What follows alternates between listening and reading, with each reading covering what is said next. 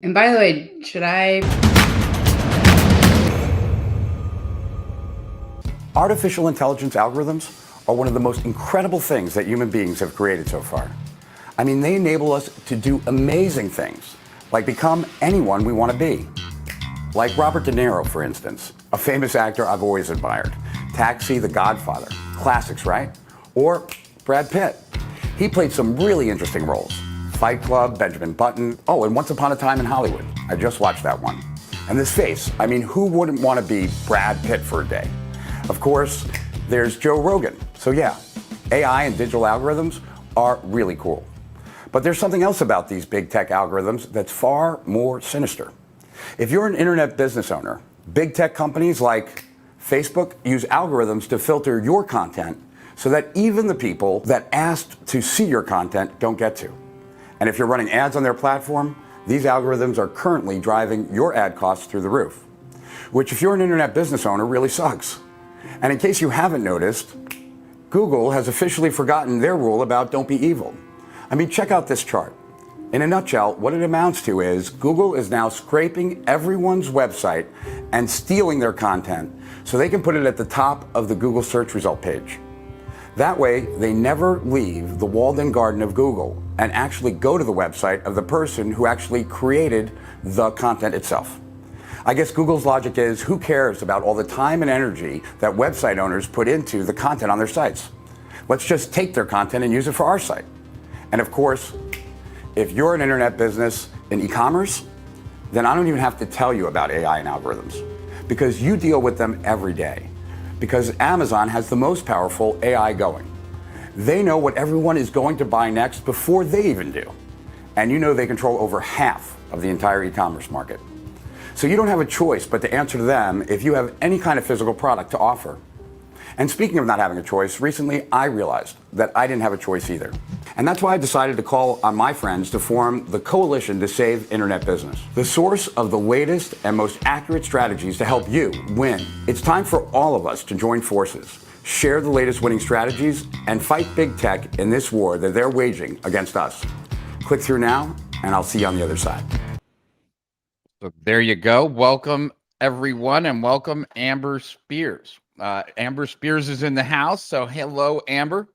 I'm excited to be here. I'm also very pumped by watching that video. You look like Joe Rogan. Like, I didn't see a lot of change on that deep fake. Yeah, I know. I never realized that until I saw that video, and then I freaked out because I used to shave my head bald a long time ago, and I thought I looked okay when I was bald.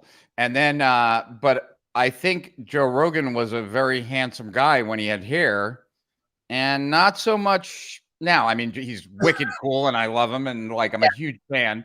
But definitely don't think of Joe Rogan as being a handsome fellow like he was during Fear Factor and other stuff. So that's why all of a sudden I got very, very serious about holding on to every hair that I still have. Because while it was started to recede, I was like, no big deal. I've been bald before. No biggie. And then all of a sudden, minoxidil, Rogaine, everything now to just hold on to it. But you look like his brother. Here. Yeah, you look like his brother. I was just watching and I was like, holy shit, that's crazy. Yeah, and we're both short and stocky, so it works. Yeah, the face did not change that much. So I am excited. I'm super excited to have you here. And what we're going to be talking about is very relevant in certain ways to what even that preview video was, even though we're not talking about the Coalition to Save the Internet Businesses, nor Steal Our Winners, although it ties into Steal Our Winners kind of nicely.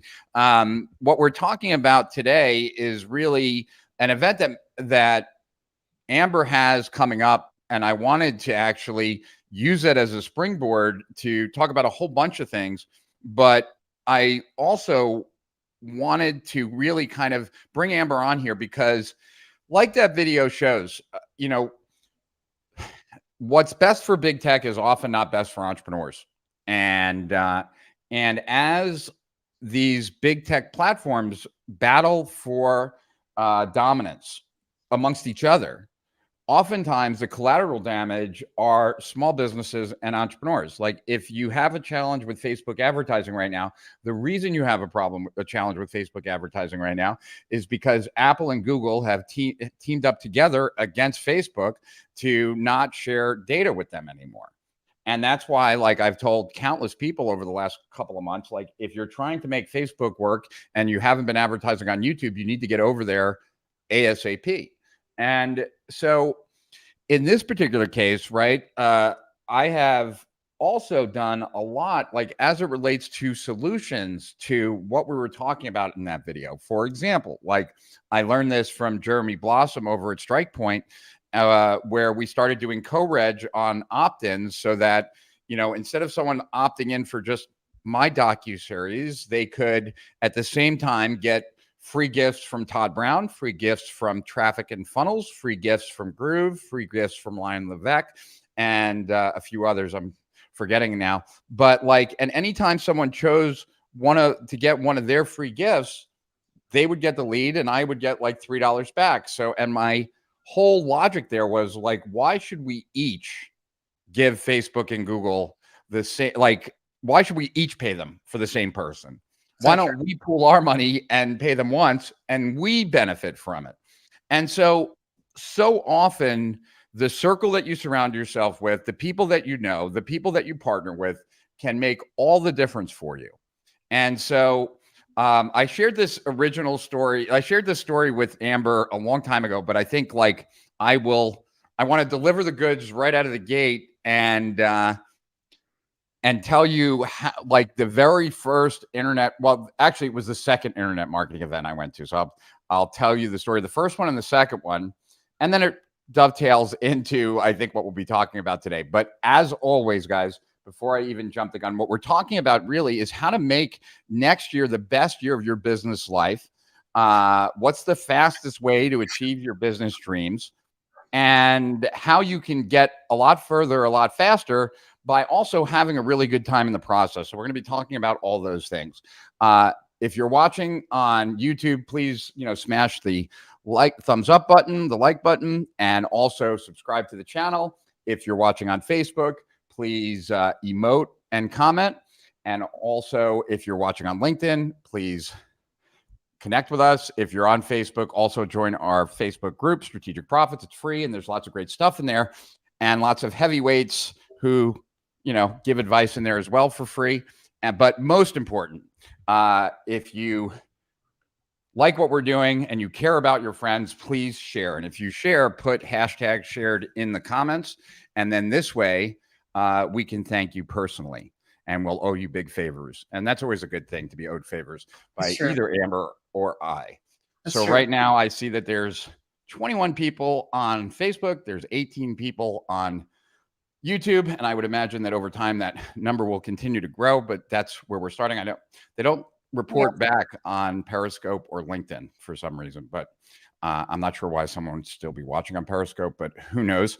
And so let me tell you about the very first internet marketing seminar I went to, which really doesn't relate that much to this, but I'll share it anyway, since great story though. I want to share the number 2 one. So the second one, you don't know the first one.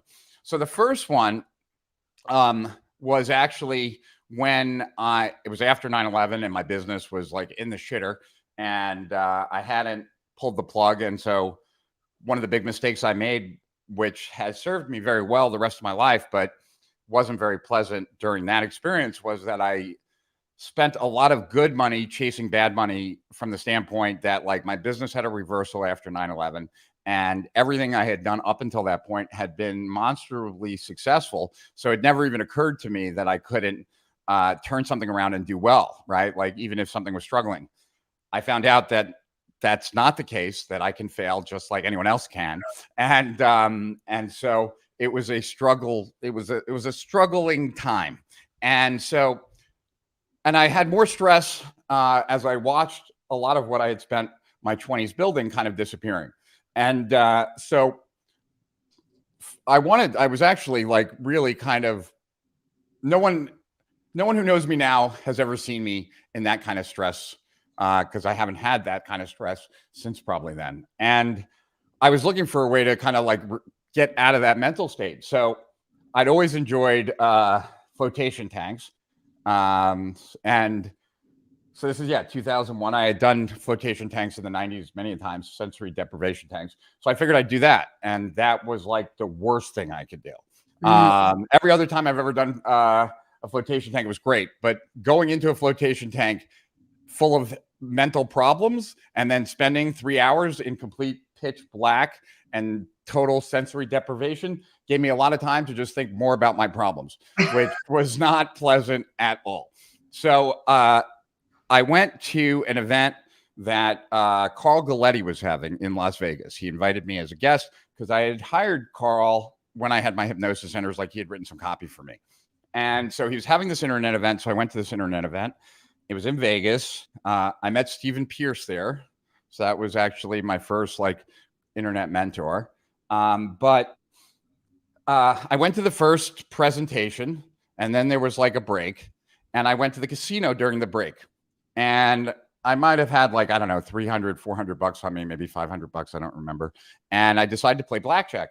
And I turned that 500 bucks into like 15,000, like within like, I was just on a run, right? Like, and I remember that hour of gambling was the first hour that I hadn't been thinking about my problems, right? Like, and so I remember going upstairs to the room and telling my ex-wife, at that time my wife, but now my ex-wife, that I had won, that this makes no difference to our financial situation overall, right? Because I'm dealing in millions, not 15 grand. But that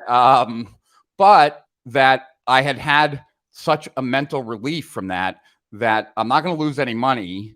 By the time we leave here, I'm at least break even. But if I spend this 15 grand just gambling the rest of the time, and I have like 4 or 5 days of not thinking about business problems, I will be a happier person. And she's like, have at it.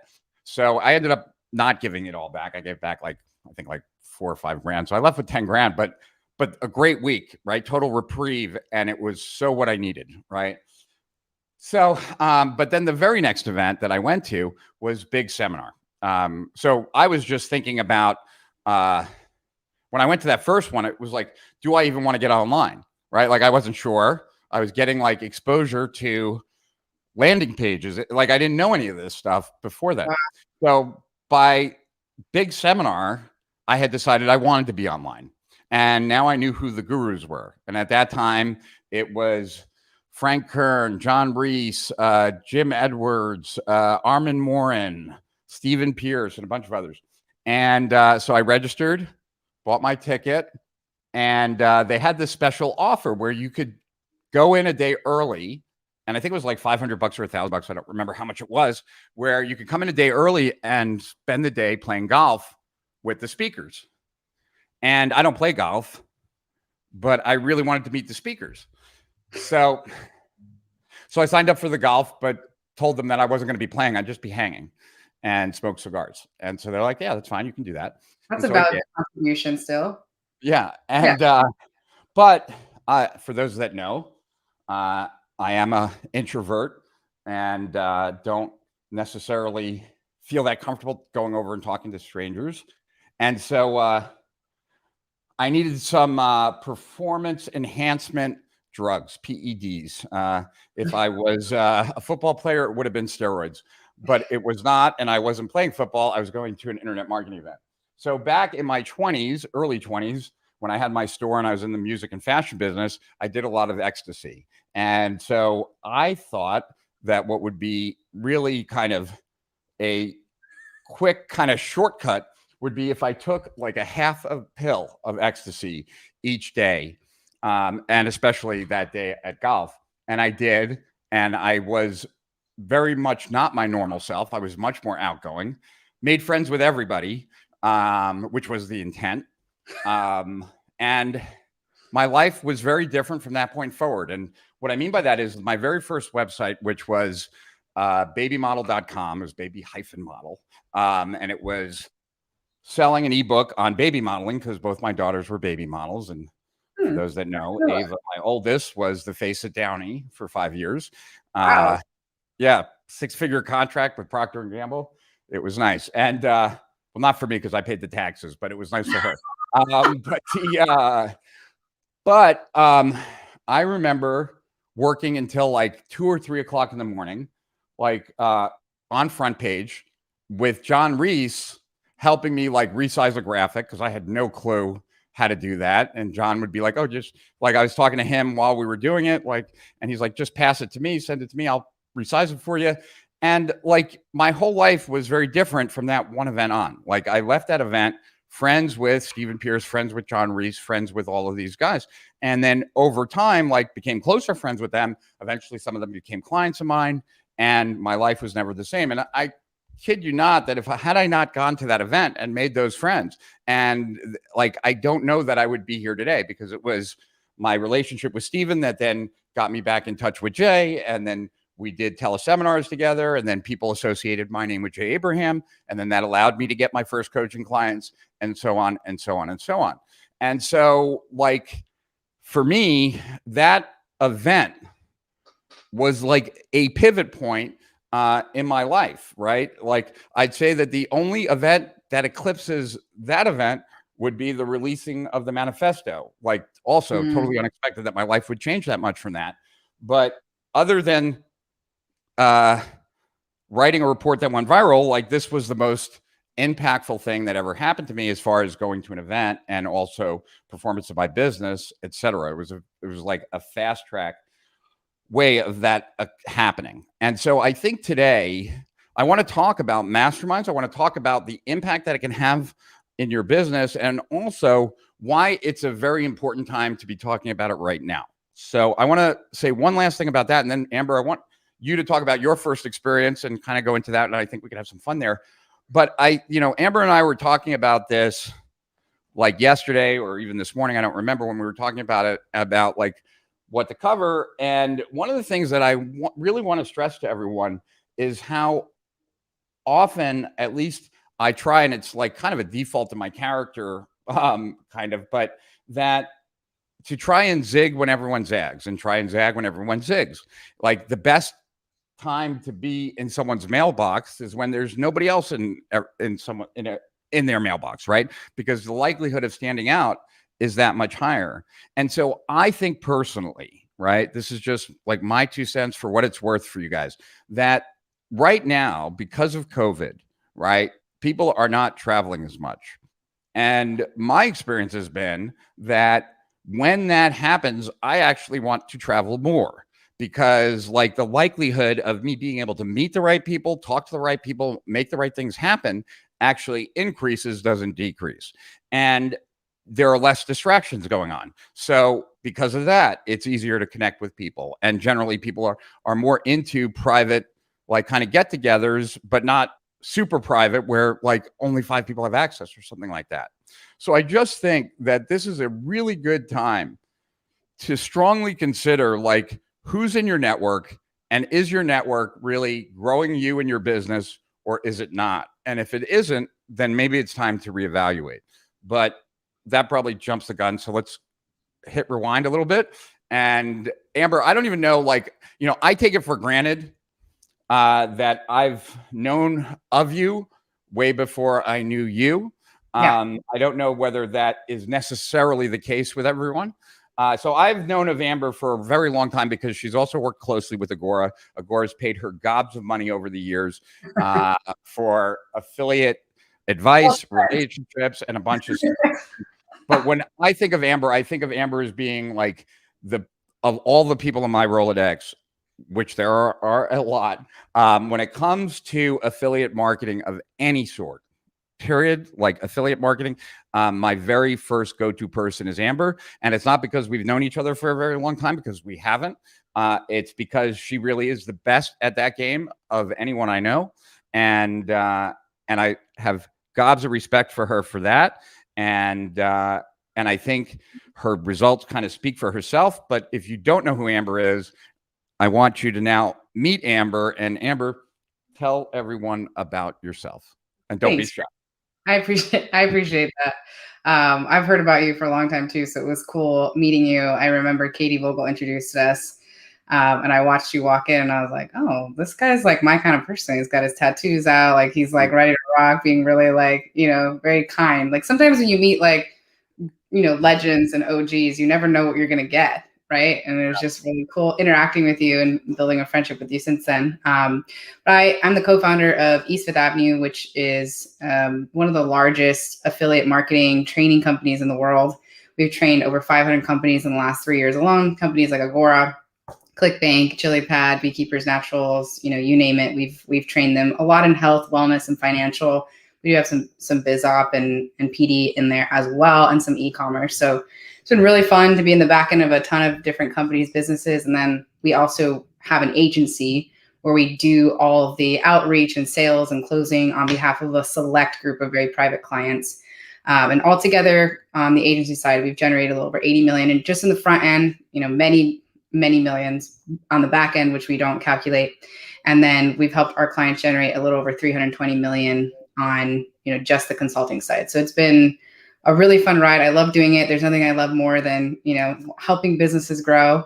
And the kind of passion business that I have that has been so fun for me to do is Mimosa Mastermind, which you came to and spoke at a couple of weeks ago, which was such an honor, dude. You blew everyone away, and I loved it. Everyone's been emailing me asking for the slides, and they want to be close to you. They want to hang out with you and Kim. So it's been really fun. And the reason why I started that was because I felt like there was a gap in the marketplace from a lot of the masterminds that I was in. I'm, before COVID, like you, I was going to 3 to 4 different events a month and either speaking at them or attending them on behalf of me and my team and my clients, or I was training teams like Agora, going to Baltimore, once every other month. It was a ton of travel.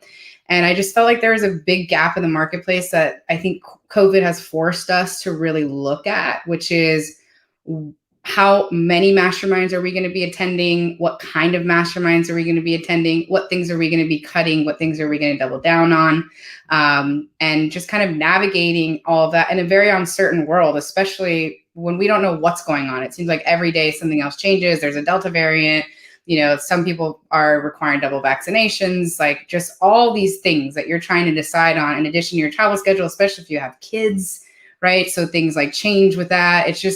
It's a lot of uncertainty. And I think it's forced us all to look at it. And I think it's a big opportunity for people who own masterminds to look at what they're offering and why they're offering it, and to make sure that it's a no-brainer yes for people to attend. And so that's why we started our mastermind, and ours is very different.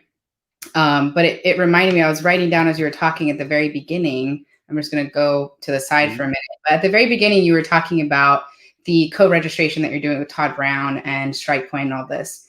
For anybody listening, I'm sure a lot of people heard that and they're like, oh my God, like that's amazing. I want to co-reg with Rich, right? Like I want to co-reg with Todd. The reason why the co-reg is working, it's not just because you're so wise and the fact that you guys are pulling your money together and kind of beating these big techs. It's because like, and trust each other. Not a single one of you would have been willing to do that if you knew that if you didn't know this person, because how they treat their list is also going to determine how long that person stays on yours, truly, right? So if you're working with somebody you don't know, like, and trust, they're doing shady stuff, you're not going to do co-reg with them. And so how do you identify who those people are? Most of the time, you probably met them at a mastermind or at an event. You hit it off with them, you started doing some work with them, and then you jumped into doing co-reg. That all had a beginning point, which is most of the time an event, right? And then it goes into this other thing, because a co-reg is very similar, to dating exclusively, right? There are some risks that you're doing and taking on in that. You have to trust that they're going to pay you for the leads that they sent over, all these other things. This happens like because of the relationships. You're not going to do that with just somebody that came off the street. Right. So I just think that this is a really important part for anyone watching. That's one of the things that you can learn inside of a group, which is how do you set up co-reg? Why is this important? But also, who am I going to set up these co-regs with? Who makes sense and do I trust them? And have other people in the group done business with them and has it had a good result? Right. Mm-hmm. That's one of the biggest benefits of being in community is you really start to identify who are the people in here that I can really do business. And who are the people that are going to keep their word? And it's very hard to tell that when you're just finding this guru off of a funnel online, or, somebody's friend worked with them and they didn't really use them before, but they heard they were good, right? So this is like one of the important tenets of being in a mastermind or a community of other like-minded entrepreneurs. I totally agree with you 100%. I think that like, well, I did the Steal Our Winners with David Deutsch, Mm, and love. we're going a lot of things. But one of the things he said that has like stuck with me since that Steal Our Winners, which I think that one is actually being released at the end of this month, so like in 3 days. Nice. But was that trust trumps believability and proof, and that like at the end of the day, right? Like what needed to happen in order for that Co-Ridge deal to happen? Not much is my point. Like I picked up the phone and I called Todd and I'm like, hey, we're doing this. Do you want to do it? Like it would cost you this. He's like, oh, that's awesome. Yeah, let's do it. Right. Right. Like the and here's why, right? Like if I trust you, I need no proof and I need nothing else. Like I trust you, right? If I don't trust you, like you can show me all the proof in the world. And I'm thinking like there's some angle here, there's something here, right? And you know, it's something that I've said a lot on these live streams like over the last year and a half, but it's something that I think is worthy of repeating because I really believe that it's like I philosophically try to live this way. I wouldn't say that like I'm 100%. I don't think, you know, I think I'd be lying if I said I was 100% on anything, but I truly believe that I'm close to 100%. I'm extremely close. And that is that like I do live my life in a way that recognizes you learn a lot more about someone at the end of a relationship than you ever learn at the beginning or during a relationship. And so I'm very clear about that. And I want to always conduct myself in a way when a relationship is ending that I'm proud of, that if it was ever shared with other people, like it doesn't come back to hurt me. Right. And that what that means is like, this has never happened. Right. But like if I did a deal with Todd and he screwed me over, right? Like I would still honor what I agreed to, like, because like I don't want it ever to be thought of that when I make a commitment, I'm not going to deliver on it. That when I give my word, it doesn't matter what happens. Like there's not going to be an excuse. Like I am going to honor what I said. And like I said, I'm not 100%. I'm pretty close to it. But I think that like the building of trust with people is something that is extremely valuable in business. And it really is an accelerant to basically achieving any goal. And so who trusts you? Should they trust you more? Why should they trust you more? And what are you doing to deserve that trust? Right? Like, what have you done? So I always end up like talking to everyone. So let's just say hello to everyone. And then we can like kind of dive into more of your experience because we still haven't heard about your very first mastermind. So we got Renan and Brazil. So mine hello, didn't have any ecstasy in it, but it's like a story. Well, make it a cliffhanger. All right. And then we got, okay, so Davey Paul is in the house. Hey, Davey Paul. We got Emma J on YouTube. Hello, Emma J. The intro video is awesome. Thanks. And we got Lisa in Miami Beach. Nice. Emmy is telling Renan that is AI. Heidi Roderick is saying hello to us from Facebook. Steve Barron says it's war. It is war with big tech, although like we have to be smart about it because they have much bigger arsenal than us small entrepreneurs do. Thank you for teaching and sharing us. Appreciate you listening. Thanks, Tina. And say hello to your husband, LaShawn. The coalition was just after I found the rich world. Haha, haven't stopped since. Yeah, but you shopped in my store like back in New York. He got COVID.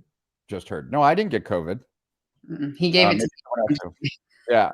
Aloha from Hawaii. Hello, Martin.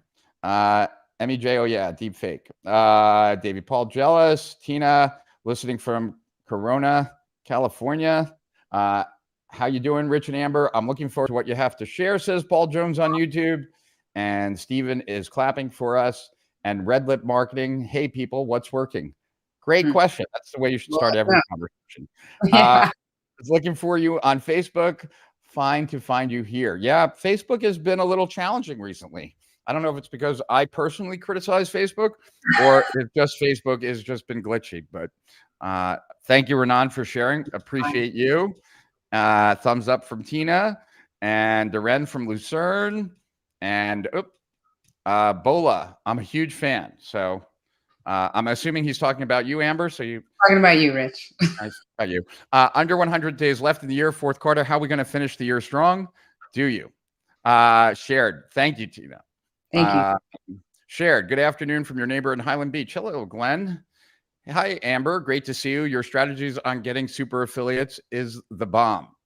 Hey, Rich. Thank you for doing these live casts. Welcome, Amber. Jason in Tampa. Martin. The first time I did a float tank was freaky. I agree with that. Hi, Rich. Sorry I'm late. It's always funny when people apologize for being late to a live stream. There's no late. You come when you want. You leave when you want. Yeah. It's all casual here. It's like a Burning Man art car. You get on, you get off. You're fine. Yeah, we're just gonna go in a circle. I forgot to say hi to Amber. Bad me. Hello, Amber. Nice to hear you talk and share with us today. Isn't that a good picture of MEJ? I wonder what she really looks like. It's a very sexy picture. Very nice. I need to take sexy pictures like that. Serious business help. Wow. I would never say a business retard. I think there's just things like that we are learning. I mean, I think that I'm a newbie in a lot of things, and I at least have help from Rich to navigate through some of the things. Rich, you said something to me I'll never forget. I feel like I've been quoting you, but I've been giving you feedback on it, and your idea and the thought that you had that I might have challenges in my business that other people can solve for me, right? So it's just a matter of going out in the world and finding them. Yeah, I mean, it's like, so when I went through my midlife crisis, which hopefully will be the only one that I go to, when I hit 40, so a while back, you know, I kind of whittled down my business, kind of left a skeleton crew, and I went on a personal journey and kind of like explored a lot of stuff. And I really became fascinated by transformation and learned a lot about it. Studied everything of Werner Erhard's, everything from LifeSpring, everything from Landmark, everything from the right education group in Chicago. Any place I could find stuff on transformation, like legit transformational stuff, I studied it and tried to master it. And I then did these entrepreneurial transformation workshops at my office, and I did 3 of them. And all 3 of them were like insanely successful. I'd say the first group was like the most. Each time I did it with a different co-leader. The first time I did it with this woman, Dr. Emery, who was a psychologist that came from the LifeSpring world, and she was awesome. The second time I did it was with a guy by the name of Alan Sear, who he was, and I think he still is, head of research and development of new program development at Landmark. And then the third time was with Joseph Riggio, another transformational expert. And in all of them, because I did it in the first one and it worked so well, like I did this exercise with people where we spent 2 hours, like it was exhaustive, of going through the idea, like setting it up by saying like, look, whatever's missing in your business is not missing in the world, right? And so like you started your business with a vision of what you wanted your business to be. And the wrong way to think about it is that you have to build all those things, right? The way a small entrepreneur thinks about stuff is that they personally have to do all those things. Then that entrepreneur grows up a little bit and they realize that they don't have to do all those things, that just because their business has to get it done doesn't mean that they have to get it done. And so they start to develop a team and delegate and outsource and stuff like that. The next, though, is to recognize that the game of business doesn't end there. Like the higher up you go in the business ladder, the more that you're leveraging things outside of yourself and ultimately things outside of your business and then bringing them in. So what's missing from your business is not missing from the world as it relates to your vision. And so I wanted people to be exhaustive. And we spent, like I said, 2 hours on this, like exhausting every single person they know and who those people know and how that person might be able to be helpful in actually your business vision getting achieved faster. And so after doing that for 2 or 3 hours, and like I said, it was extensive, we then took a break. And during the break, this is where people started to hate me because I told them that the good news is that we're getting 2 hours for a dinner break.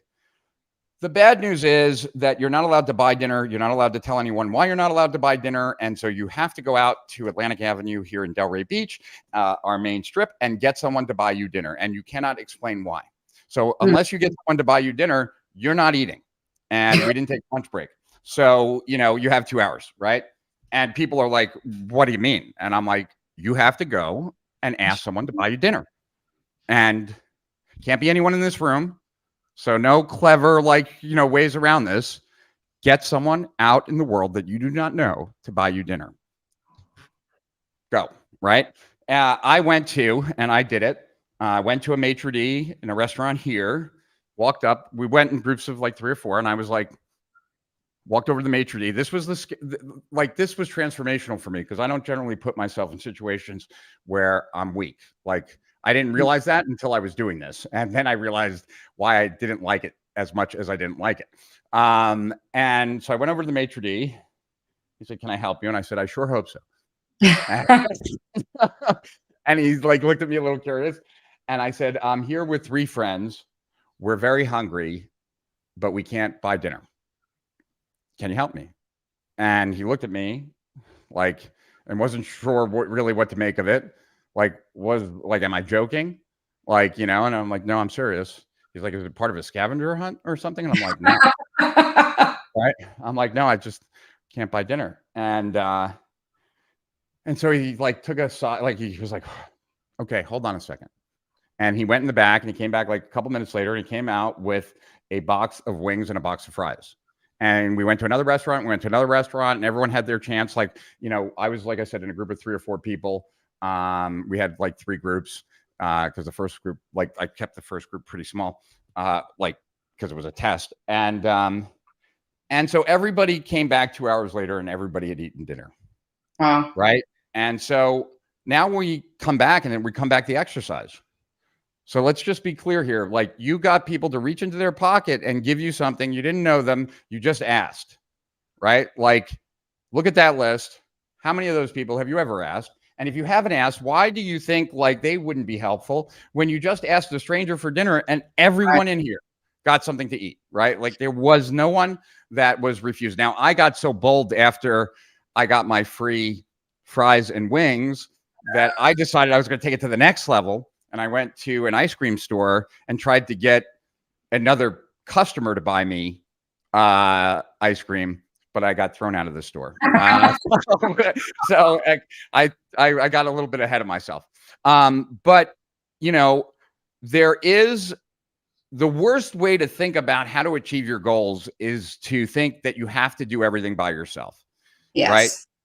Now, there's definitely always work involved, and you're never going to shortcut at a process 100%, right? But having said that, think about Steal Our Winners. At the end of the day, there's no single individual that can provide all that value. The only way I can provide that value is tapping into a ridiculous number of people and doing that so much, right, that I have not yet even taken the time in the 1.5 years that I've been doing Steal Our Winners to do one myself.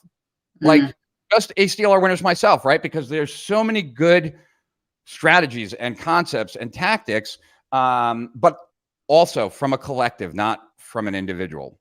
And then last thing, and then I want to hear this story. I was sitting a couple weeks ago in Mark Ford Cigar Bar, because we go there every Friday night. And I was talking to Al Sears, Dr. Al Sears, who goes there quite frequently as well. Cool. And we were talking about and we were talking about COVID stuff, and I don't even want to go into that kind of stuff, right? But he was talking about, and I apologize in advance for not understanding the science at all. This is not my area of expertise, so I'm probably going to say stuff that is completely wrong. But if you get the gist, that's the important part. We forgive you. Yeah, the gist of it is that most of our body is bacteria. And bacteria is made up of mostly viruses. So most of our body is actually viruses. And that, we're constantly shedding stuff. When we're talking, stuff's coming out of my mouth, right?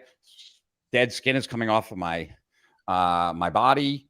And that we're actually, when we're in conversation with someone, we're actually our biome of bacteria, viruses, and all these things actually is altered by the person that we're talking to. Some of their germs come to us, some of our germs come to them, right? And when he was talking about it, he was saying it in better words than I'm using right now.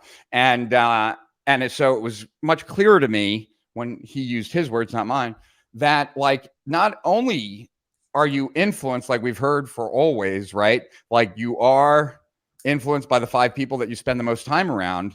Not only are you mentally, you're actually physically influenced too, right? And there's actually a lot of research about that too. Like if one of your closest friends gains weight, the likelihood of you gaining weight is much, much higher than if your friend had lost weight, right? So we're impacted by the people that we surround ourselves by, which makes it even more important to surround yourself with people that are going to like be successful, who are chasing success the way you are, that are as serious about achieving success as you are. And it's kind of like right now with Kim, right? Like she's not as active as I am, and I'm trying to like drag her to be more active, right? Which totally, Kim is probably watching. I love you, sweetheart. And I'm not trying to say anything bad, but it would be nice if she pulled me sometimes to exercise, right? Like my life would just be easier, right? I'll take that role for now and for the time being. But, it's always nice to be able to have people there for you when you're not 100%, when you're having a bad day or when you can't see the answer to something. And so, yeah, there's so many things I want to share, but you're here. I want you to talk.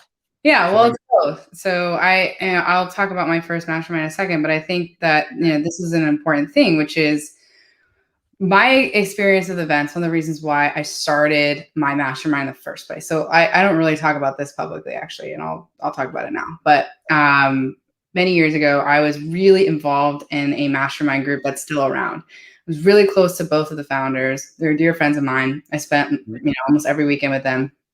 And I was just starting my company. I was consulting at the time. I was just kind of starting on my own. And we're all good buddies. And I ended up hiring someone that was married at the time. And I was friends with this couple. She started working for me.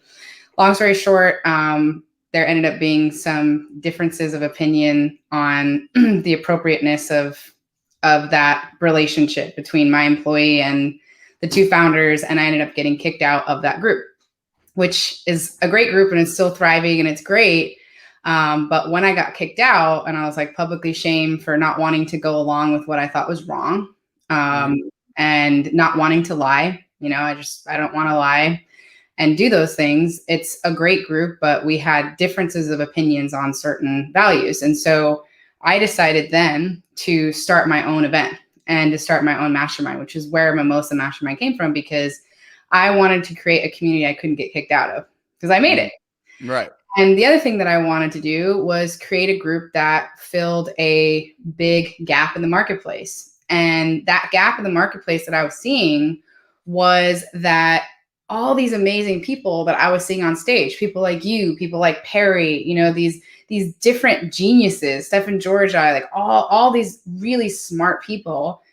I learned a lot watching them on stage, but I wanted them to get their hands on my business and give me specific feedback on my business. So that was the premise of Mimosa. It was built because I wanted to have my own family that I could never get removed from, right, and in a core way that worked for me, right? Mm-hmm. So it's not going to work for everyone, but it worked for me. And that's a big differentiator between me and Brett's group and other groups, is like we're very family oriented. You'll see my grandma at my event, right? You'll see my mom, my sisters come, his family comes, his kid comes. Like, a lot of people don't bring their kids, but at dinners and stuff, when we're out and about, you'll see some of our family. It's always been a part of it. Like I grew up really poor, so I felt like, why am I going to all these beautiful hotels, right, and doing all these things, and my family just only sees it from pictures, so they don't come into the event and stuff, but they're there at like dinners, right, and hanging out. That's a different differentiator between me and other groups.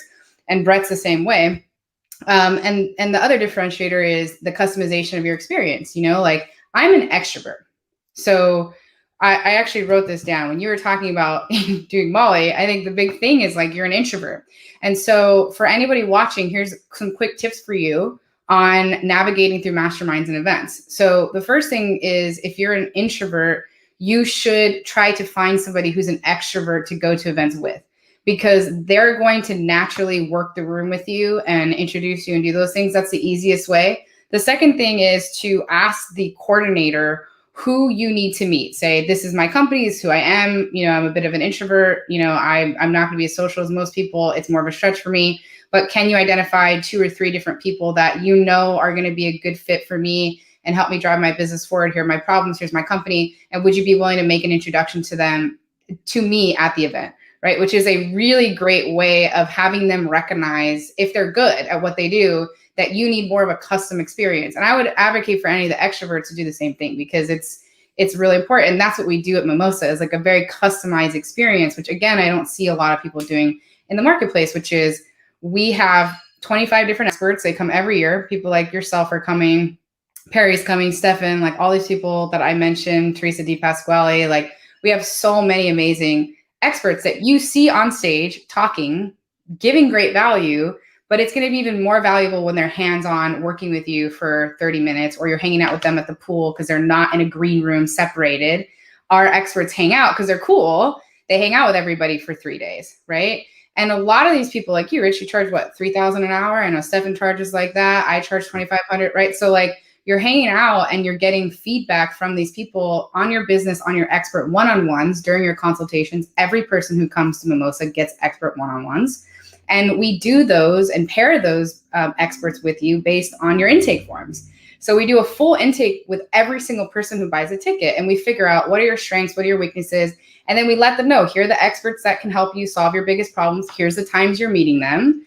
And then here are the other people in the group out of the attendees that you don't know yet that we want you to meet. So we'll actually walk around. You'll see us, our entire staff, walking around at every event being like, hey, did you meet, I see that you're supposed to meet Katie Vogel, right? Mm-hmm. Have you met her yet? No? Great. I see you're over there. She's eating. Let me personally walk you over. I have your intake form right here. I know why you need to meet her.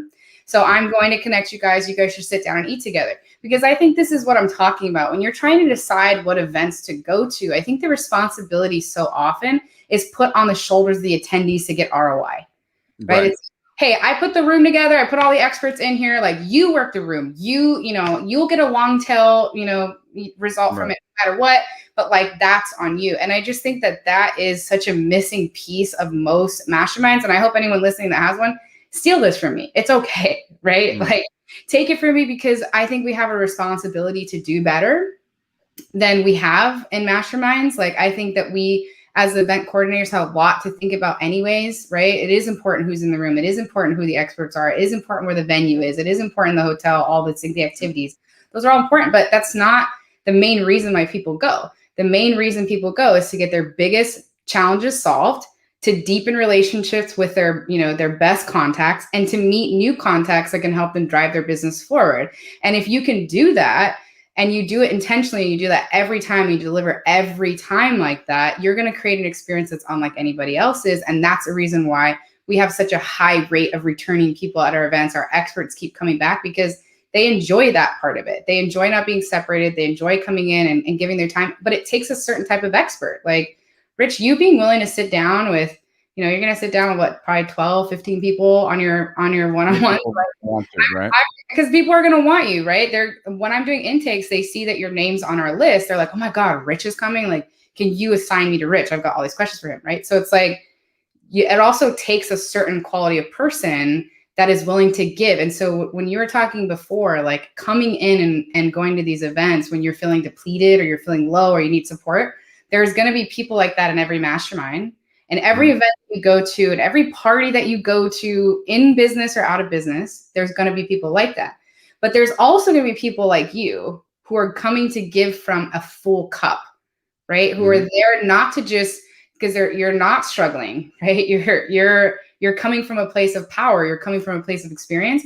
There's going to be people like you that are willing to help those people, right? And there's going to be an ebb and flow in every industry. Like, how many people do you know of right now? Like, you were just mentioning a bunch of people at the beginning. I don't ever see any of those people out anymore, right? They're like, most of them are the OGs. They made their money. They're freaking done, or they're not, they haven't cracked the new marketing code or whatever. And there's a whole new cohort of new people, Traffic and Funnels and Todd and you, right? Like, that are now the power players in the industry. those people will change in the next 5 years, whether it's because they're retiring because they made a lot of money, or whether they, they fell out of favor with the marketing gods, right? This is what happens. And so this is why it's important to be going to events and to be picking the right events for you. And I think that's the thing that for me, COVID has changed a lot. And like we were talking before, if we're looking at a Venn diagram, we have a lot more overlap and agreement. Mm-hmm. I also think that there are some things that we are seeing differently about COVID and about events. And for me, being someone who's doing events right now, what I'm seeing from my own experience as someone who was on the road 3 weeks out of the month, the last 8 years, is I'm not going to as many events, point, period, the end. I'm just not going to. Why? Because I live in paradise, live in San Diego. Why would I leave this place, right? It's beautiful. There has to be a really clear reason why. If I'm going to be leaving, if I'm going to be speaking, am I going to be able to do it virtually, or am I going to be doing it on stage? Like, how am I going to decide? What events am I doing? I'm cutting a lot of events and I'm adding new ones, right? So for example, I'm adding EO. I just joined a forum, an EO, right here in San Diego. So obviously, I need to be home 1 week a month to really do that, right? So that's going to be different. I also am cutting a lot of different masterminds that I was in because I know all those people now and I don't need to travel to this event.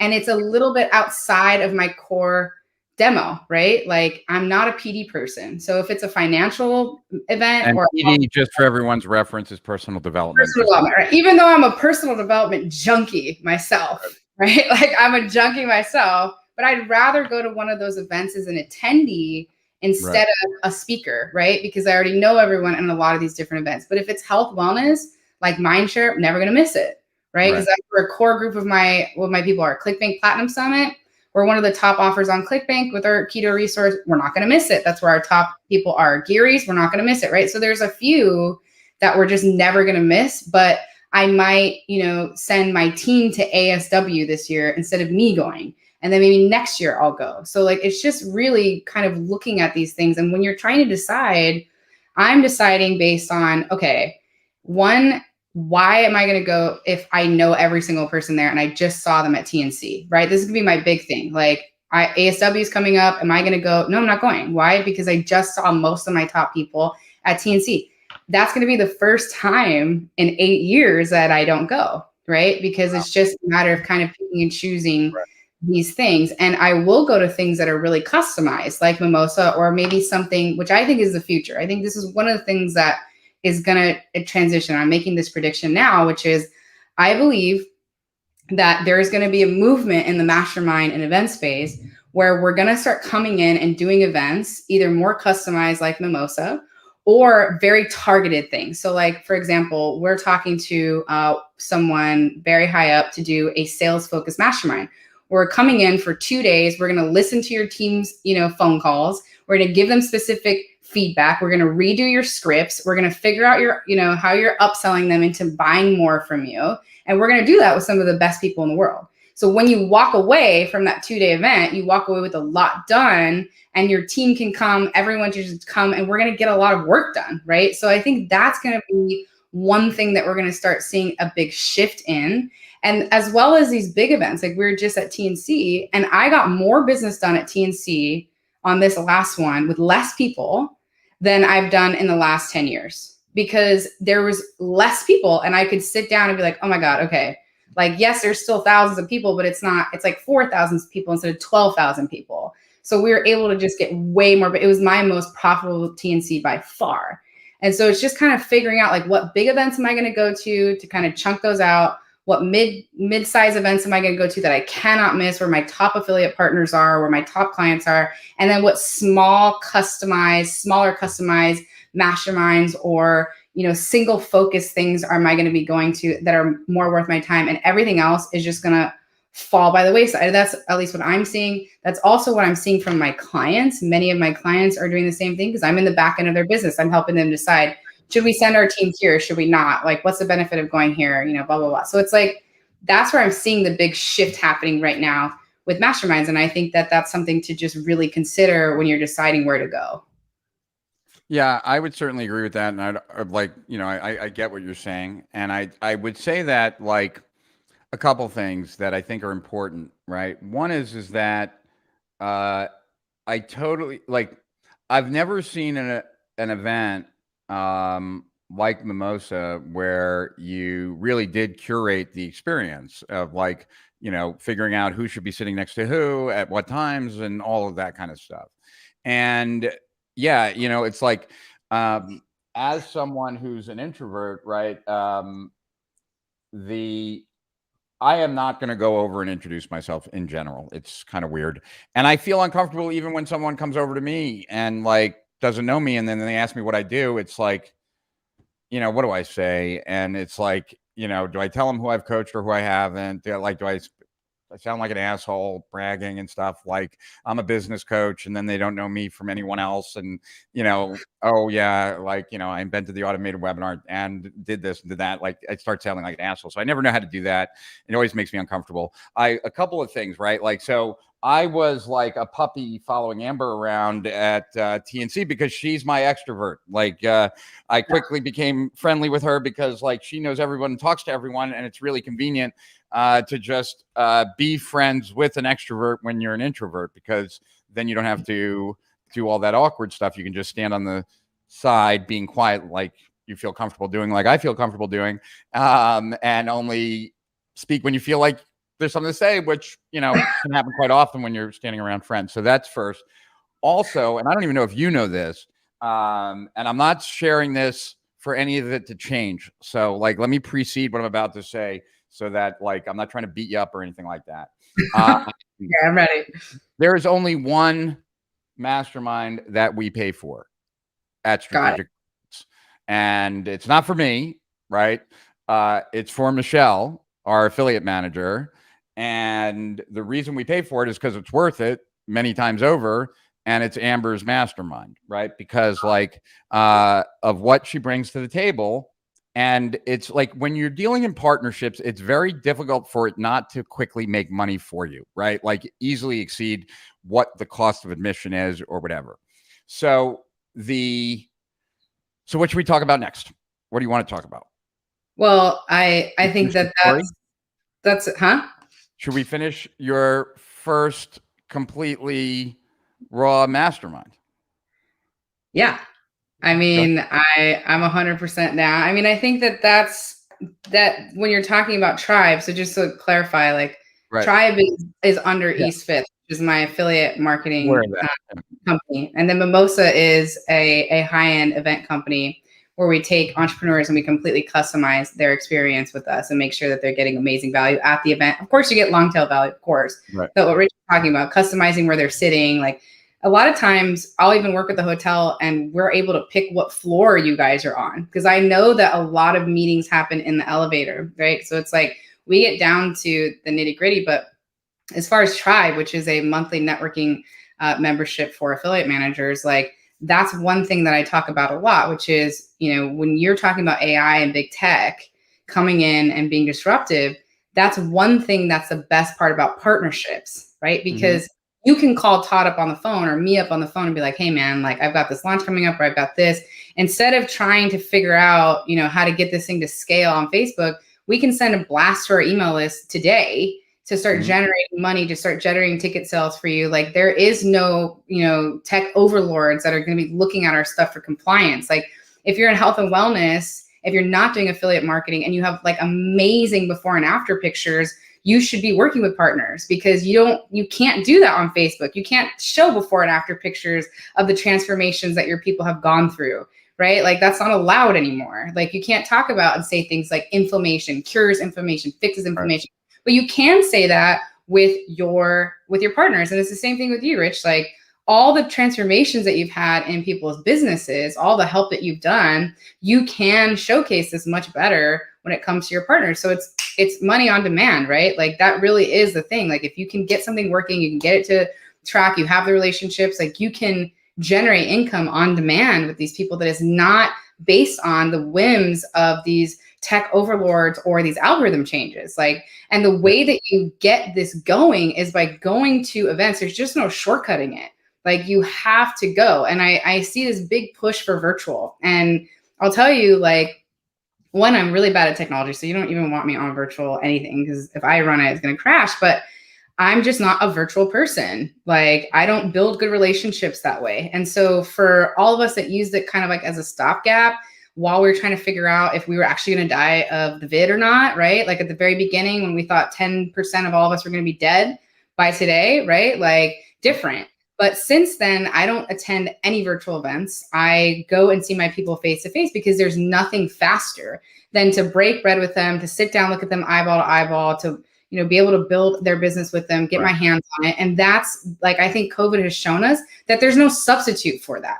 There isn't. But what's going to happen because of COVID is deciding and looking more carefully at our event budgets and making sure that we're getting good ROI from it, from the event itself. Right. And like, that's going to be that. I think the pressure is going to be more on event coordinators and mastermind people, because that should always been a little bit more of their responsibility, in my opinion, right? Even though there's so much to do, there's so many things to think about. And even now with COVID, like, we're supposed to have 200 plus people at our mastermind. We'll probably end at about 150 when we're all said and done. And trying to schedule that during COVID has been a nightmare, right? But for the people who are going to say, I want to spend time with the experts, I want to come out and prepare myself for an amazing 2022. I know I need to come do this. I'm willing to make the trip out because I know that this is a customized experience, that I'm going to get an ROI, that I'm going to get experts having their hands on my business. Like, I know I'm going to set myself up for a new year. And then all the partnerships that I make there are going to be high ticket partnerships and high ticket relationships for me 2022 and beyond. Like that's the juice of it. And there's just no getting around it. You're not going to be able to get that same experience at a virtual event. Totally agree. And I totally agree with the first point you were making, right? Which is like the difference between me and someone else on this live stream right now, not you, Amber, but just someone who's watching or whatever. If we needed to make $100,000 in a week, like it literally would only take me a few phone calls and that would be it, right? And it's not because I'm smarter than the other person. It's just because like I have formed really good relationships over the years. I've been to lots of places, right? Like I didn't, like for traffic and funnels, for example, really respect those guys, Chris and Taylor, a lot. Like I respected them for years from afar. Like I didn't know them, right? Like I just saw their ads. I liked what they were doing. I thought it was cool, right? At some point, like we got connected through Joe at Agora and Joe Schriefer. And then we ended up going to a mastermind of traffic and funnels. Joe and I, like we spoke at their mastermind, and that's the first time I got to meet them. And then that was March of 2020, right? So it's been like a year and a half. I've done countless interviews with both of them, hung out with both of them, have spoken at other masterminds of theirs, right? All because of that one experience, right? And that is often like what happens. And right now I'm dealing with, in a positive way, a lot of the deals that I started in motion when I was out in San Diego at Traffic and Conversion. So Amber invited me to go to this event that she's having in Cabo, and what we're talking about, this mastermind. And while like we don't have a lot of time, right, because it's November 5th to 8th, there is still enough time. And so I twisted her arm to get on this live stream, and I make zero money from this. I'm not doing this as an affiliate. Like I said, Amber's the only company that we pay even to attend a mastermind. But I did get her to agree that anyone who is a lifetime member or becomes a lifetime member of Steal Our Winners can get a full credit to her mastermind, right? And it doesn't matter if you were one of the few lucky ones that got our lifetime offer when we first offered it for $250, or you were one of the people that got it for $1,000. It's going up to $2,000 in a matter of about a week. And it's worth way more than that, by the way. Yes, it is. You know that, and anybody listening knows that 100%. It's worth 10x the 2,000. And and that's why eventually lifetime will go away, right? But even if you bought lifetime for $250, you still get $1,000 credit, because that's what the going price is. And I want to bring up her page, and I want to talk to you about it. And I also want you to comment, anything that you want about this event, right? But I wanted to tell you guys about this event because I have not been, like I said, to any other event that has been curated where the person who's putting on the event makes it a priority to make sure that their guests like meet who they need to meet, make happen what they need to make happen. And maybe like, you know, and I'm not even sure that Amber appreciates how much I appreciate that, but as an introvert, like I will go to events, and if I if I find one person that I know, odds are I'm going to stand there and talk to them the whole night, unless they have to be extroverted and they're willing to drag me around. And so having someone pre-think like who would be great for me to sit around, who should I really have a conversation with, and making sure that happens is, I'm just super appreciative of it. And it's not because of who I am. Like I've seen Amber do that for every single person that goes to her event. And I just want to stress to you that, like, if your goal is to grow your business online and you recognize how important it is to have a few key relationships of people who are doing what you're doing, who are in the know, who are connected to other people, right? Because you're not only, like, when you get connected to one person, you're not only connected to that individual, you're connected to all the people that that person is connected with. Right? If you want to know why I get so many people to do a Steal Our Winners interview, like I end every Steal Our Winners interview with, we're probably going to talk again in a few months, right? Like the next time you do an interview, you tell me what you would most like to happen in your business. And by the time I talk to you next, I will have spoken to 130 of the smartest people online. And if there's a resource you need, if there's a person that you need to make contact with, or an asset that you would like, tell me now, because like I will make sure that I bring it up to the 130 people that I'm going to talk to over the next couple of months, doing their Steal Our Winners, and I will find you whatever it is you're looking for.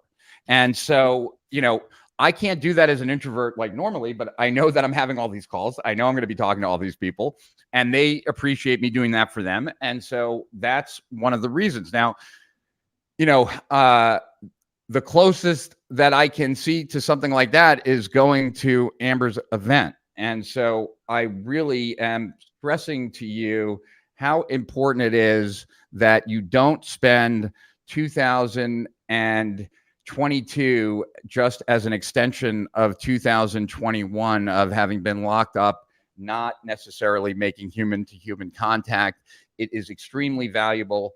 There are certain deals that I'm working on that I have not spoken about, that are not related to Steal Our Winners, that are part of what I developed while I was out at Traffic and Conversion, that could be bigger than Strategic Profits. And those opportunities would not have happened had I been there at a time other than right now, where the audience wasn't the 7,000 that it was 2 years ago, or the 10,000 that was registered for last year. It was the 1,500 to 2,000 people that were actually there, but those were the people that actually mattered to me. And so, yeah, so I'm going to bring it up on screen, Amber, while you talk so that people can see it. And I gave you like some horrible criticism when I first saw it, but you've changed some of that. So yeah, tell people a little bit more. How long have you been doing it? Like, tell them about, like, I think the Emily story is great, especially because like there's that personal connection to Kim with the Emily story. And just like what can happen for someone, because it's pretty insane. Yeah. Well, I'm first of all, before I jump into that, I just want to say I've learned a lot from you already, just watching how you navigate through relationships. Like, you've been so great to me, and I'm so appreciative. Like, I feel like I talk to you more now than anybody in the space, and I love it. And you've shown up in such a big way, and I'm just deeply appreciative. Like, I learn a lot from you, and everything that you tell me, like, I go do it, you know, because I'm like, he knows better than me, and he's right.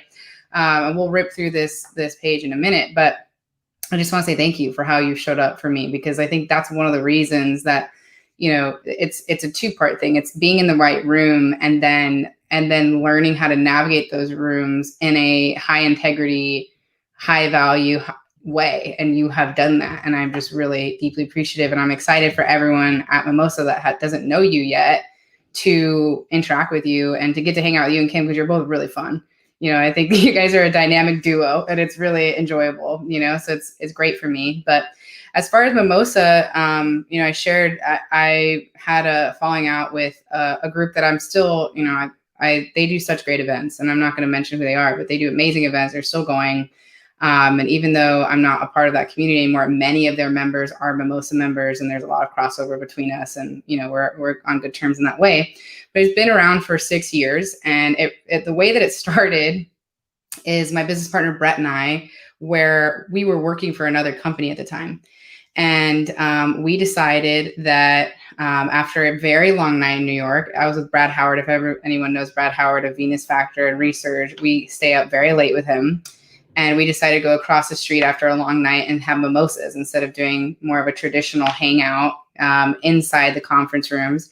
And we ended up staying there for the whole day and had a bunch of other affiliate managers and project managers and marketing directors come join us. And together, I think it was 18 of us total, had generated over $5 million in like 6 months for our companies. We were keeping track of it. And we ended up doing another Mimosa Mastermind officially during TNC 6 years ago. And that was really the start of it. We called it the Mimosa Mastermind because we drank like $5,000 worth of mimosas in that day. And, ended up, it's a funny name for an actual very serious mastermind. And the way that we formatted it is, kind of throwing out all the expectations of what a mastermind could and should be. In addition to the customized experience, handpicking where you're sitting, matching with the experts that can drive your business forward, all those things. We basically are doing an event that's very different than most. So first day you come in, it's on the 5th. Everyone flies in. We do an experts only mingle and hang out because the experts should know each other even better. Then we'll all go, experts and general, attendees. We're going to have dinner together and hang out. The next day, it's a working day. So we kick off and we have main stage speakers. The way that we pick the main stage speakers, there's only going to be 6, is based on the intake forms. So not sponsors going up and talking, right? Because they paid for it. That's not how we run it. Not the biggest names in the room unless they're requested, which Rich, you're already being requested. So you'll be one of the 6. But based on the intakes, the needs of the group. So for example, what we saw was that many people in our group have nutraceuticals or high ticket coaching programs. So they wanted to know, how do I get my average order value and my lifetime customer value up, right? Besides hacking the funnel, how can I get that up? And what we learned is that many people are using high ticket phone floor closers, right? So they're doing outbound calls to get people as soon as they purchase to buy more of whatever it is that they're selling. So we have one of the main stage speakers coming in to discuss that very thing. He's going to give you scripts. He's going to walk you through how he's doing it. He runs a phone floor himself. It's web force, right? So that's what we do, is we pick main stage speakers based on the desires of the group as a whole, not just on who paid or who's the biggest draw, even though people that are a big draw will likely get placed there simply because people want to hear from them, like Perry or like you, right? People want it. You guys are stars. The other thing that's important is we then do from the experts that everyone sees on stage, we then go into expert one-on-ones and we're done by 3:00. So that's another big differentiator, is people want to spend time with each other. So from 3 to whenever, we'll do dinners, we'll do that kind of stuff, but you're not working anymore. That's 2 days in a row. We do that. We work on your business for 2 days. Again, experts are not separate from you. They're hanging out, they're eating, they're mingling with you. You get a chance to pick their brains and build relationships with them. How good you are at building relationships, obviously up to you, but we're going to tee you up really, really well. And we're going to help you as much as possible. And then the final day, which is the 8th, is no conference room at all. So we're out, we're partying. We've got cabanas, we've got boats, we've got the jet skis, like we've got, pickleball. We got everything set up for you guys to hang out and enjoy each other and just like really finish that last day as a group. Because what we hear from so many masterminds is many of them are all play, right? So there's no structure to it whatsoever. Everyone's just kind of hanging out. They're drinking, they're taking Molly, they're doing all their things. They're like letting loose like entrepreneurs need to do, but there's no clear financial ROI. So that's one subset. There's another subset where it's all business. And so from morning to night, you're just like slammed with this talk, this talk, this talk, this expert, this tactic, this trip, this tip, whatever, from morning to night. And that was not something that we ever wanted to do. We wanted to have a good balance. And that's the way that we break this experience up, is, taking the best of the events that we go to and the best of our experiences and collapsing all the things that we don't like about it customizing each individual person's experience and giving us opportunity to learn, to process the learnings too. Because I think it's another thing when you're just going like tactic to tactic to tactic, you don't have as much time to actually decompress and be like, okay, out of all this, I already have shiny object syndrome as an entrepreneur. I can't do all of it. What actually makes sense to implement? What am I going to tell my team to do? Right. So I think that that's another important characteristic of Mimosa. So it's a really amazing event. And that's the reason why we have such a high retention rate every single year, is because we think these things through really carefully. And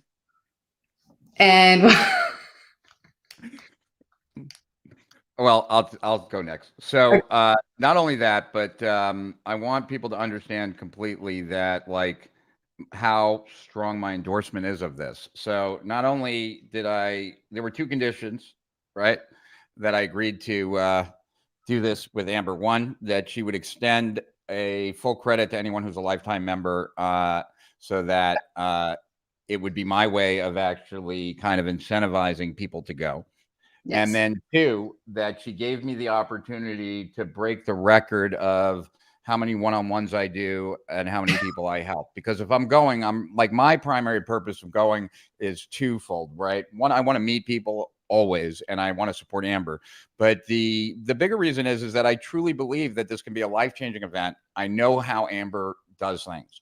And you won't see me do a lot of live streams where like I can be as genuine and as real as I can be here right now, right?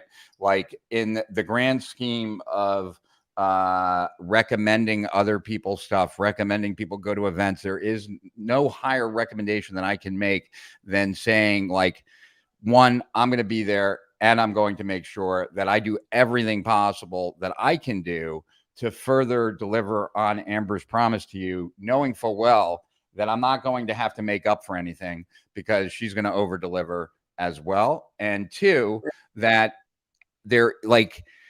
you are valuable in the room to Amber, because if you're in Steal Our Winners and you're a lifetime member, then you know a lot of strategies and tactics. And so you'll be able to help other people. If people want to understand why now, especially, like I've been to so many masterminds over the last year and I kid you not, when I say this, it seems like I'm like kind of like mind blown from it myself, but like understand that none of these are my strategies. So like, I'm not taking credit for anything. Like at every mastermind I've been to over the last year where I've presented, I've been told that my presentation was like either the best or one of the best that has ever been done at that mastermind, bar none. And it's not because of not because of me. Cause like before Steal Our Winners, nobody ever told me that.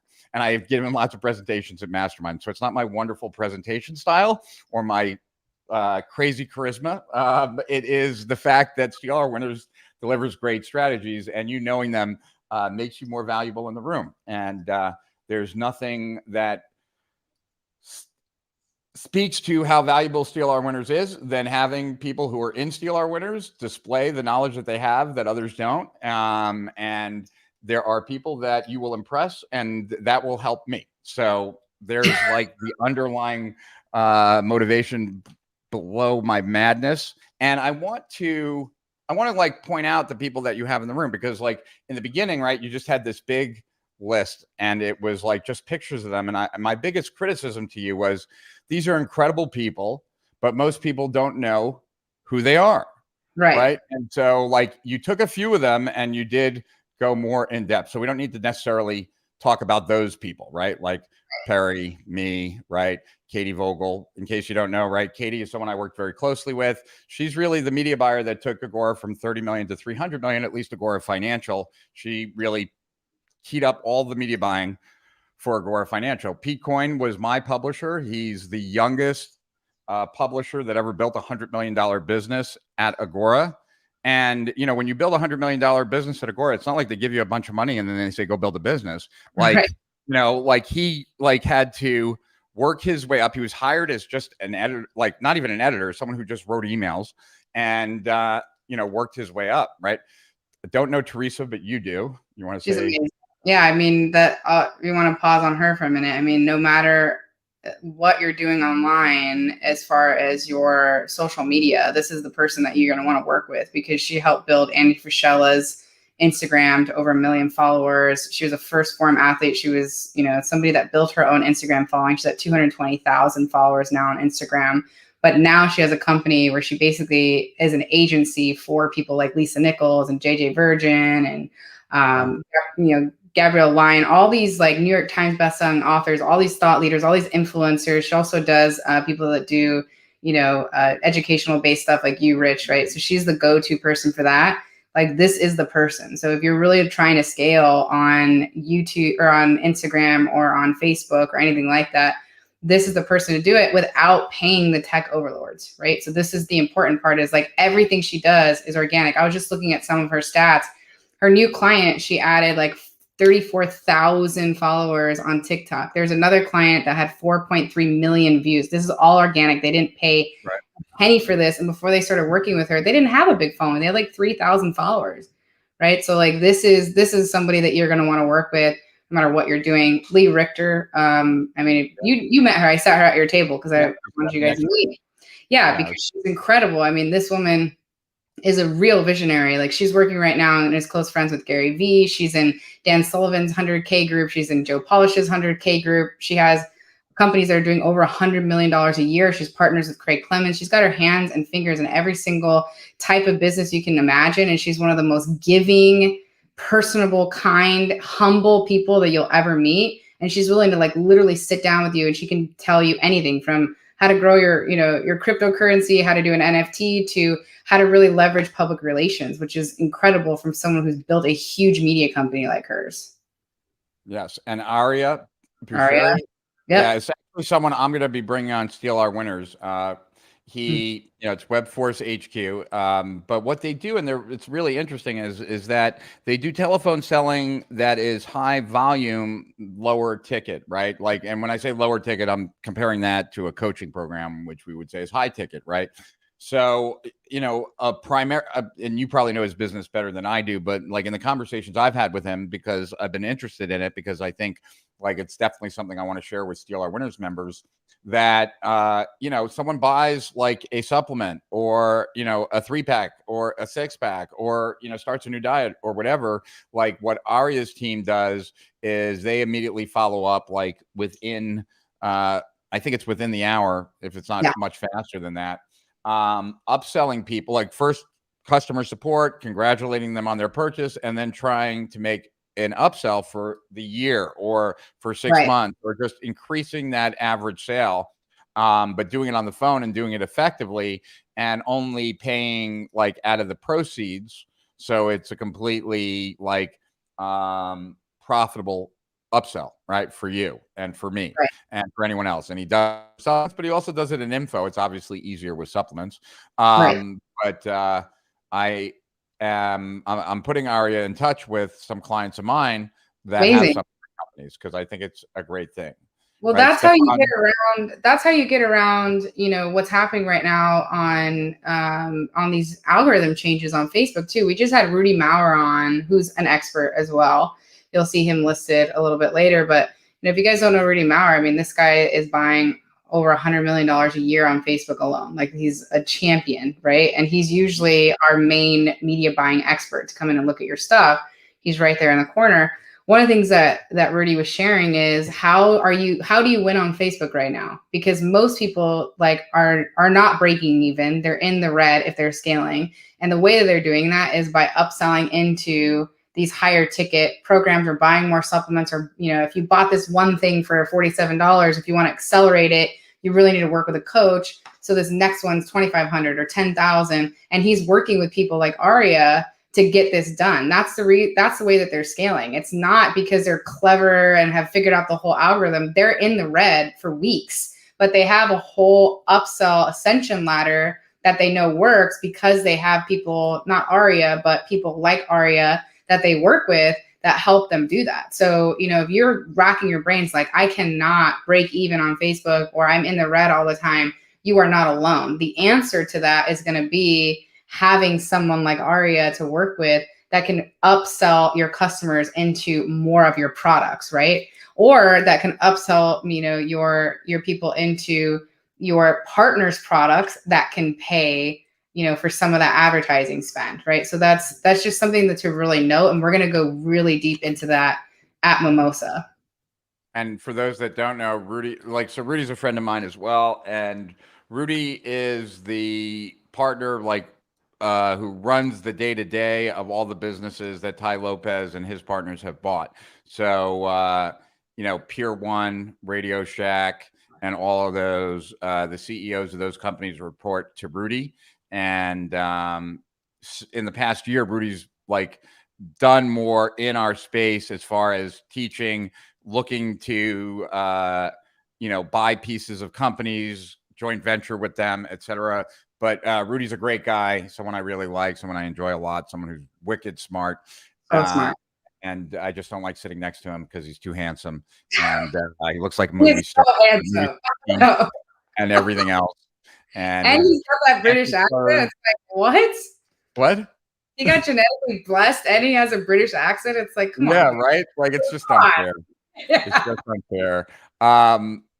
So there are a lot of people here I don't know. I know I've spoken to Aaron a few times. I worked with Tom Kramer, who now works at Onyx and Gal's company, Learn. But before that, he was a marketing director at Agora.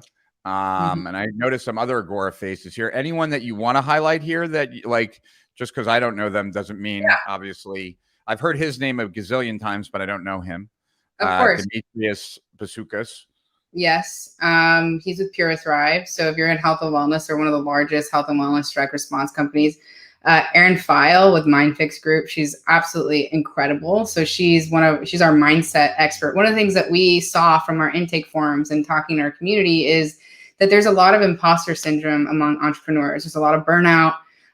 There's a lot of struggle that we have when we are trying to move our business forward and create something out of thin air, right? And that is her specialty. So if there's any entrepreneurs, of which I'm going to raise my hand, I deal with that stuff on a regular basis. She has transformed the lives of thousands of entrepreneurs. She works with Fortune 50 CEOs. Like, she's incredible. She works with Olympic athletes, like NBA players, like you name it. She's going to come in. If you're struggling with anything like that, she's going to be the expert to talk to. And she's incredible. She's an athlete herself. Absolutely, absolutely amazing. And then you went past Stefan Georgi, but I think anybody watching knows who Stefan is, him and Justin. These are important people. Someone that we just confirmed will be coming is Ed Scow. We also have Liz Graham. That's 2 out of the 3 largest list managers in direct response. So if you're looking for someone who can press a button and send literally millions and millions of clicks if your offer converts and it works for them, that's the 2 people that can drive your business forward. They never come to events. Mike Geary, his wife, are coming, with Truth About Abs and iRoll. They never come, right? Like, they're there to hang out. They're a little bit lower down, but all these people are just amazing human beings. Caleb Gilliams, who's known as the whiz kid of financial, he's there to help you figure out how to save money on your taxes, what to invest in. Like, this kid wrote the AND method, which is just amazing. So many entrepreneurs all over the world work with him now. Rob Braddock, who's not only like a complete hoot, but as you were sharing what he's built, like, I know you have more of a relationship with him on the copy side. Do you want to chat a little bit about him? Well, I knew Rob from Agora days, and when I spend time in Baltimore, I'm there to work. Right. I live in paradise, so if I'm in Baltimore, which I don't paradise, no offense to you, That's not paradise to you? What? That's not paradise to you? No, it's not. No. I have friends in Baltimore who send me every Florida man news posting to just let me know about Florida, but I send them back murder capital of the world and all that kind of stuff. Anyways, when I'm in Baltimore, generally, I'm not in any rush to leave the office to get back to my hotel room, because what am I doing in my hotel room? Nothing productive.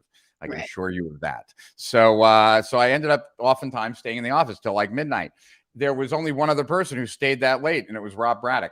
So back then, Rob was a copywriter, and him and I just hit it off. And I was always impressed by people who worked hard, right? Yeah. And would share that up the ladder and stuff. And Rob ultimately left Agora and went to go work for another company. Now lives in Texas and has built like a whole copy team, has really grown the company. And the name of the company, I'm drawing a blank on at the moment. I know something about money, something well, financial. No, I know it's financial, and Bigsby is the guy that owns it, but very, very competent copywriter, and also has built a copywriting team like in record time and has grown a business really well. Right below him is Elizabeth Massing, who's the head of HR for Agora Financial. So if you not only Agora Financial, all of Agora. So if you ever wanted to know about working at Agora, basically she's the woman in charge. She's the head of HR. Jeff Hayes, right? Obviously, you want to talk about Jeff? Yeah, I mean, Jeff's a dear friend of mine and has helped me tremendously in my career. I mean, he just finished a launch, and this is the power of partnerships. So Jeff created a COVID docuseries. That's what he is. He's a docuseries filmmaker.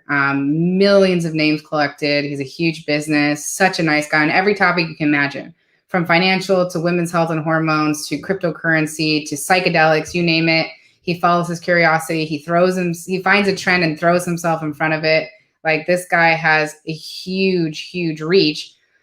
Jeff created a COVID docuseries. So he was really asking a lot of different questions about not only the science of COVID, but the massive implications that it has for our economy and for our mental health and all these other things. Well, to no one's surprise, Facebook did not like it and deplatformed Revealed Film. So he couldn't put it on Facebook. He couldn't put it on YouTube. He couldn't put it anywhere. Yet they managed to generate over 200,000 leads with their partners, and they did over $3 million in sales. So like, that is just what they did only with partners. And that's probably, that's one of the launches that they're going to do this year out of anywhere between 15 and 20 different docuseries launches. So if you're looking to figure out, how to do your own series, or you want to talk about how to, advance your reach without these big media channels, like, Jeff is going to be the one to talk to. Kat Merritt, who is the CEO of his company, you'll see her down there. She's also coming. Dave Gonzalez, founder of the I Am Party and Simply the Coolest affiliate agency, he'll be there. One of the most well-connected and super nice guys that you'll ever meet. Jennifer Beavers, VP at ClickBank. She's originally the person that stroked us the check to sponsor us to make Mimosa happen in the first place. We love Jen Beavers. She's been there for 20 years at ClickBank. Thomas McMahon's also the head of business development over there. So these are our like go-to people for any network. They're so well connected. Luis Diaz, who does the podcast for people like Joe Marion and Born to Impact and David Jockers. Like, if you want to set up a podcast or get on anybody's podcast, this is a guy to turn to, right? We just have so many insanely amazing people. And these are just some of them that are coming to Cabo. Health Talks Online, Bobby Cardwell. They do over 100 different summits a year on every different topic you can imagine. Millions of names on their email list. Their software is incredible.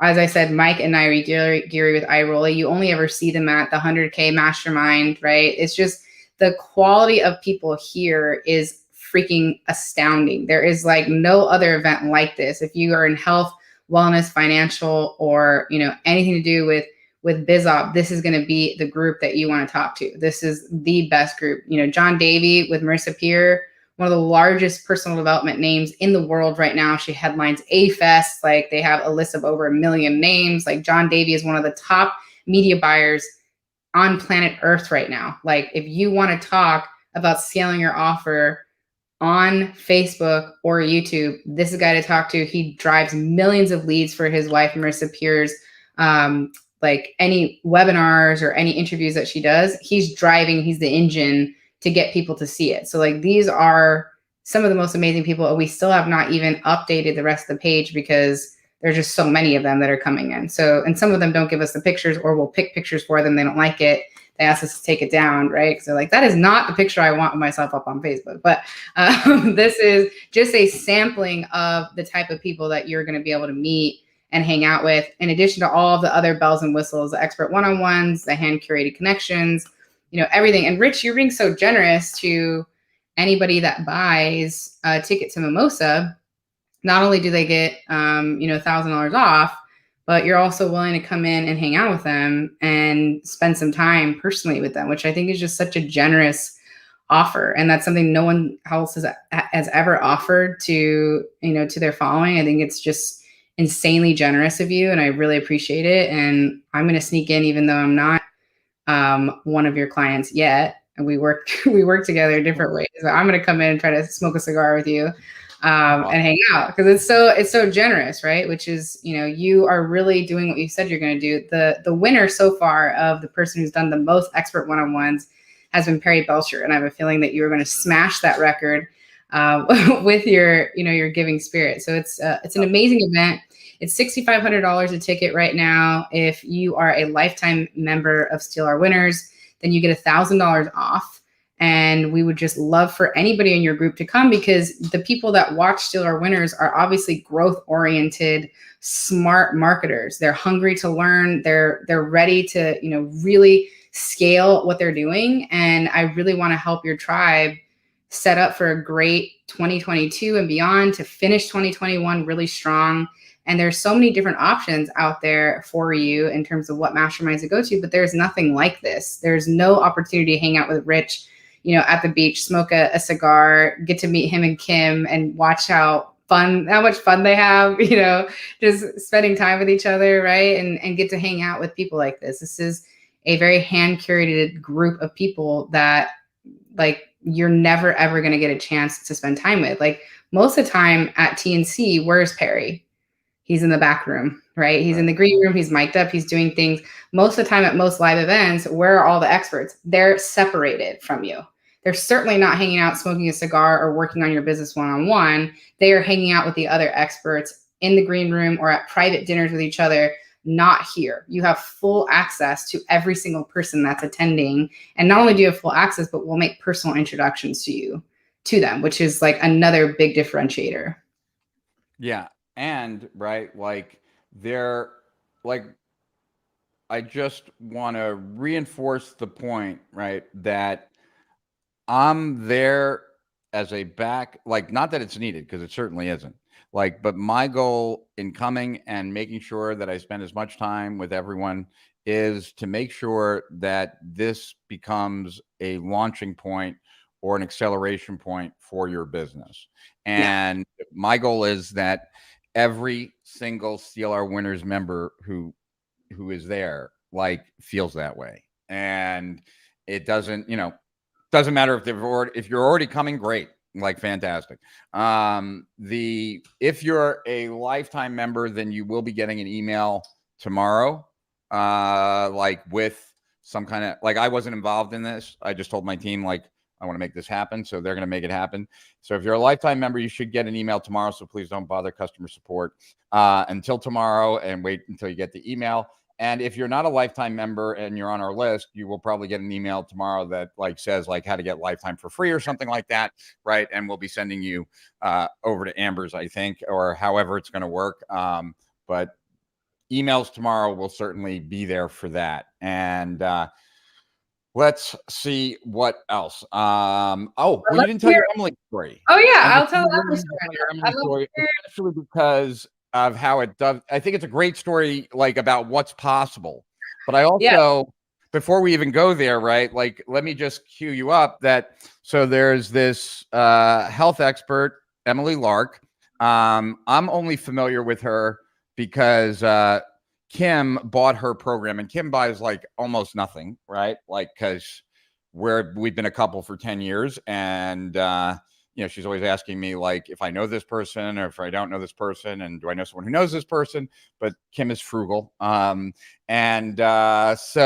anyway, Kim has some challenges with her back, and so she found this woman online, Emily Lark, and bought her program, and it was delivered by DVD, a DVD every month or every couple weeks. I don't know what, but she had a collection of these DVDs.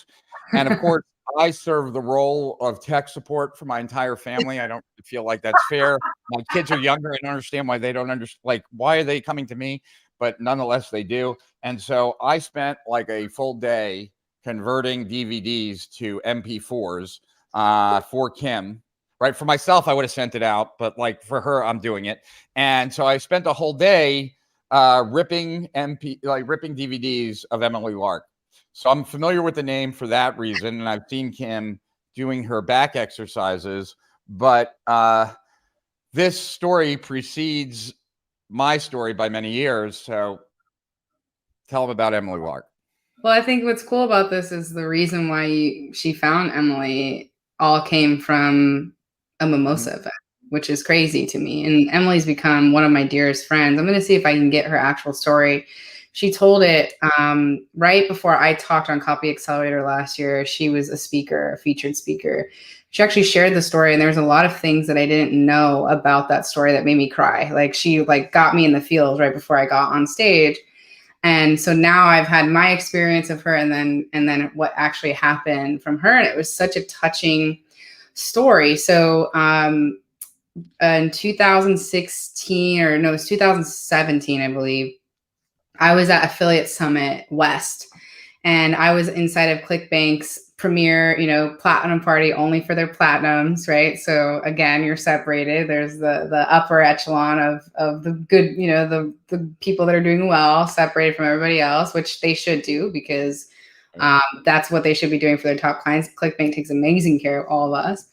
And I saw this woman there, and she was very awkward, and she latched onto me, saw me at the bar where I am often, and started following me around.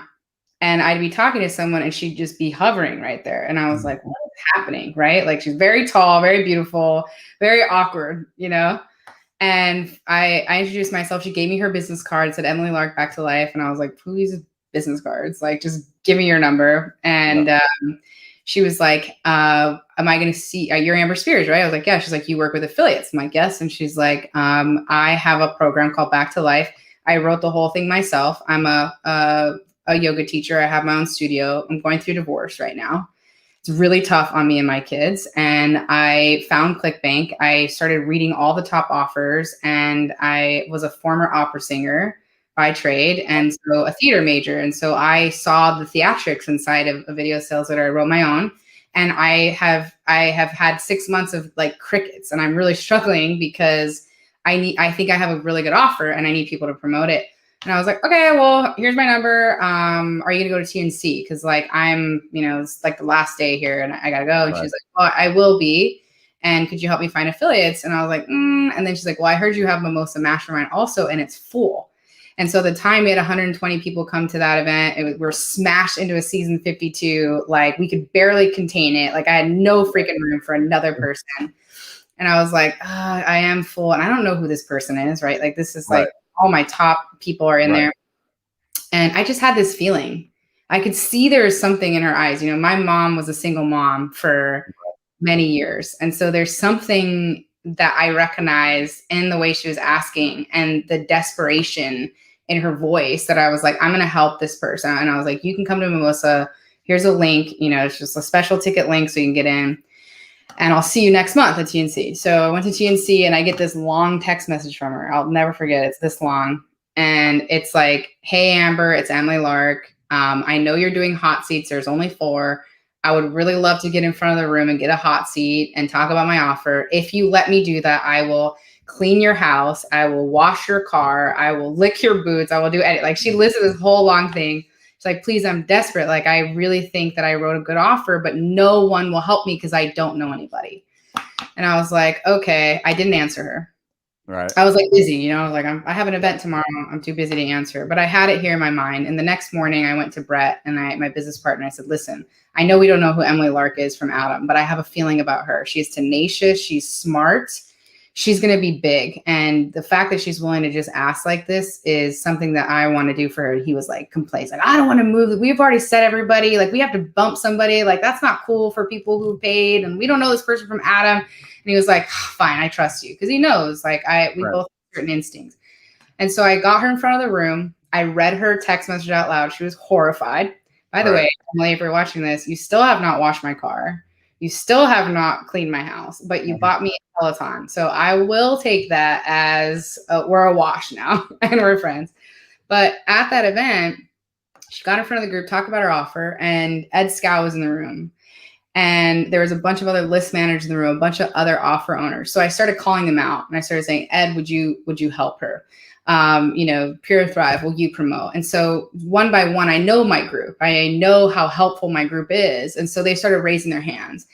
And lo and behold, Ed Scow and Mike Geary ended up being her business partners because it ended up being such a hit offer. And she did over $10 million that year on that offer alone from the contacts she met from Mimosa, and has gone on to be one of the most blockbuster offers ever done on ClickBank. And she has just created hit after hit. She's helped millions of people with her Back to Life product. And it's been such a wonderful thing to be a part of. What I didn't know, which I learned from Stefan's talk that made me cry, was that night at TNC when she had sent me that text and I didn't answer because, it's the night before the event, do a bunch of shit. I did not know that that was her last $250 that she had spent on our ticket to go. And that night I had not answered, and she was just so done with trying that she drew a bath, got into the bath, and called Delta Airlines and asked them if they could change her ticket to fly home the next day. She wasn't even going to go. She was like so resigned. She was like, no one's going to help me. I don't know anybody. I don't know what I'm doing here. No one knows me from Adam. They're not giving me a chance. I just need one chance.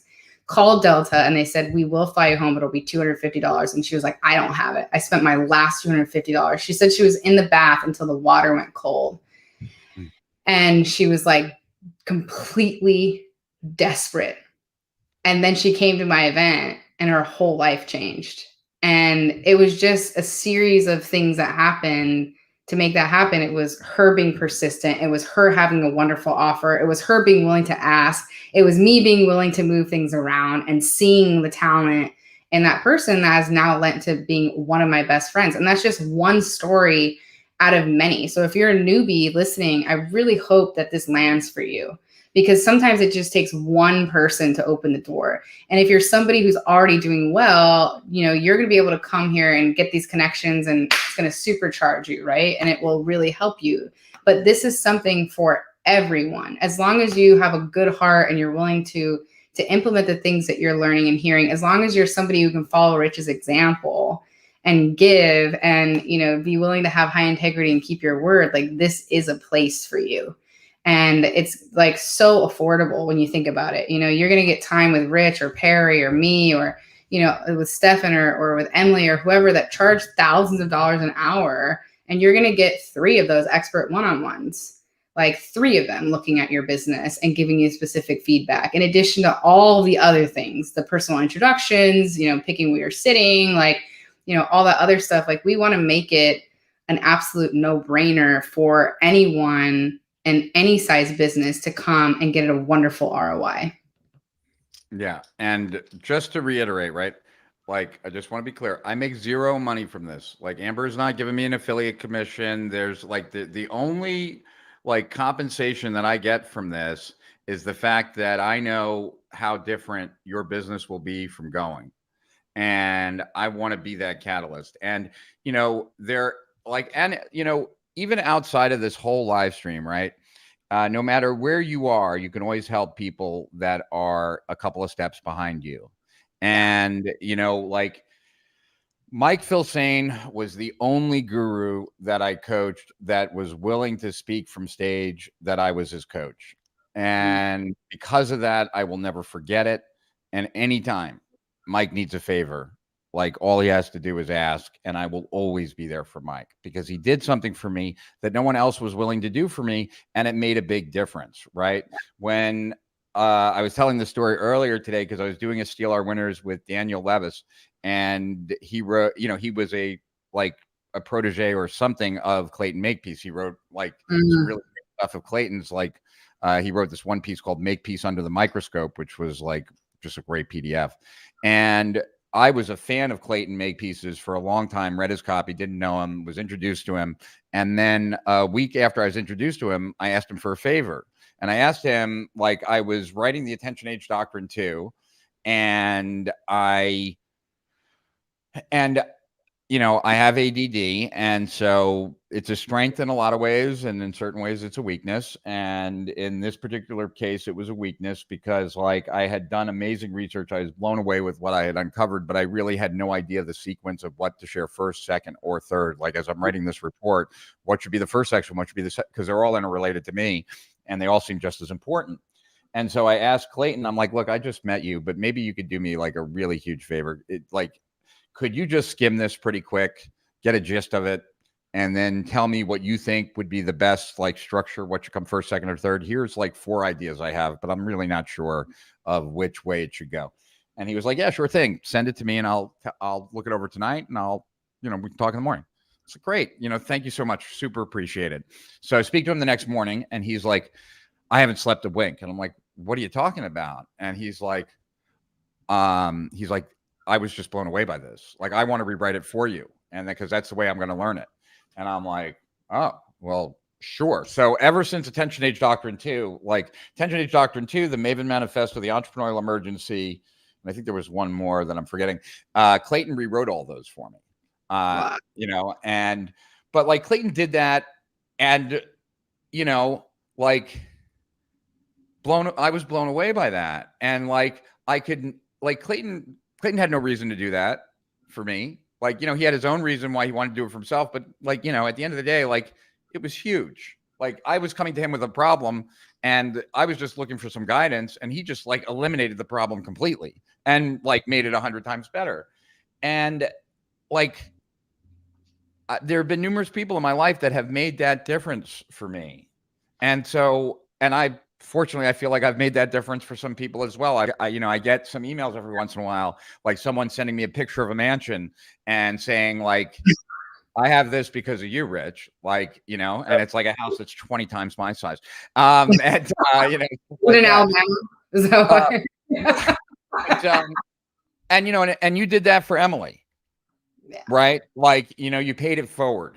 And, there's a lot of people that are in this business because they want to get rich. And there's nothing wrong with making lots of money. I'm not in this business to get rich. That's not my primary motivation. I could get richer in a bunch of other businesses. I do this because I really want to make a difference for people. I know that you do what you do because you want to make a difference for people. Emily is a great example of it, but I know you've got countless others who you've done that for. And, in that moment, like you were putting yourself on the line, like having those, like calling out those people who pay you money, right? Yeah. To like do an endorsement for someone who you just felt needed it, who couldn't really pay you money, who couldn't, right? Like, and to me, that just speaks volumes about who you are and the vibe that you try and create. And anytime I can be around people like that, I jump at the opportunity, even as an introvert, because like it's just magical. And just props to you. Like, I want you to know that like everything that I say about you and everything that I'm trying to do for you is well deserved. And I'm not doing it because like I just think you're a nice person or I'm just a nice person. I do it because like you make a difference in people's lives, and by me helping you like I'm helping make a difference in people's lives. It's the reason why I wanted you on this live stream. It's the reason why I wanted people to get a credit on my stuff to go to your stuff, because and it's the reason that we pay to be a member of your tribe, right? Like at the end of the day, there are very few people who, like, when they take money from you, also feel a tremendous obligation to make sure that pays off in spades. And you're one of the few people that I feel does that. I'd like to feel like I do that too. And so we're kindred spirits. And look, if you end up being in Cabo, I can guarantee you it will alter your financial destiny. And I'm guaranteeing you that because I'm going to be there to make sure it happens for you. And you can even use your one-on-ones for other people, because if you're a Steal Our Winners subscriber and you're there and you came and you mentioned this live stream, then like it doesn't matter if you don't have an appointment with me. I will make time for you. I will make sure that you get what you need. And that's like the strongest endorsement I can make for something. I'm getting all teary-eyed. I'm getting all teary-eyed. Thank you. Because I want to say something for everybody listening and for why this is important for me personally. Because I think one thing that and it's a product probably of me and my upbringing, but I'm the person that is always giving and always helping, and I'm not used to people wanting to give and help me like the way that you have. And there are a few, I can think of Chris Guerrero as one of them, Katie Vogel's another, right? There are some people that are like, you give so much that I want to help you. And it's not me feeling sorry for myself, because that's the DNA of who I am. I like love helping people, but I think for many of us who spend our whole lives helping people, everyone's like, oh, you're so well connected, you have everything that you need, and like, you don't need any help, or you're so busy that I don't want to, bother you and like check in on you and see how you're doing, because you're everybody's friend.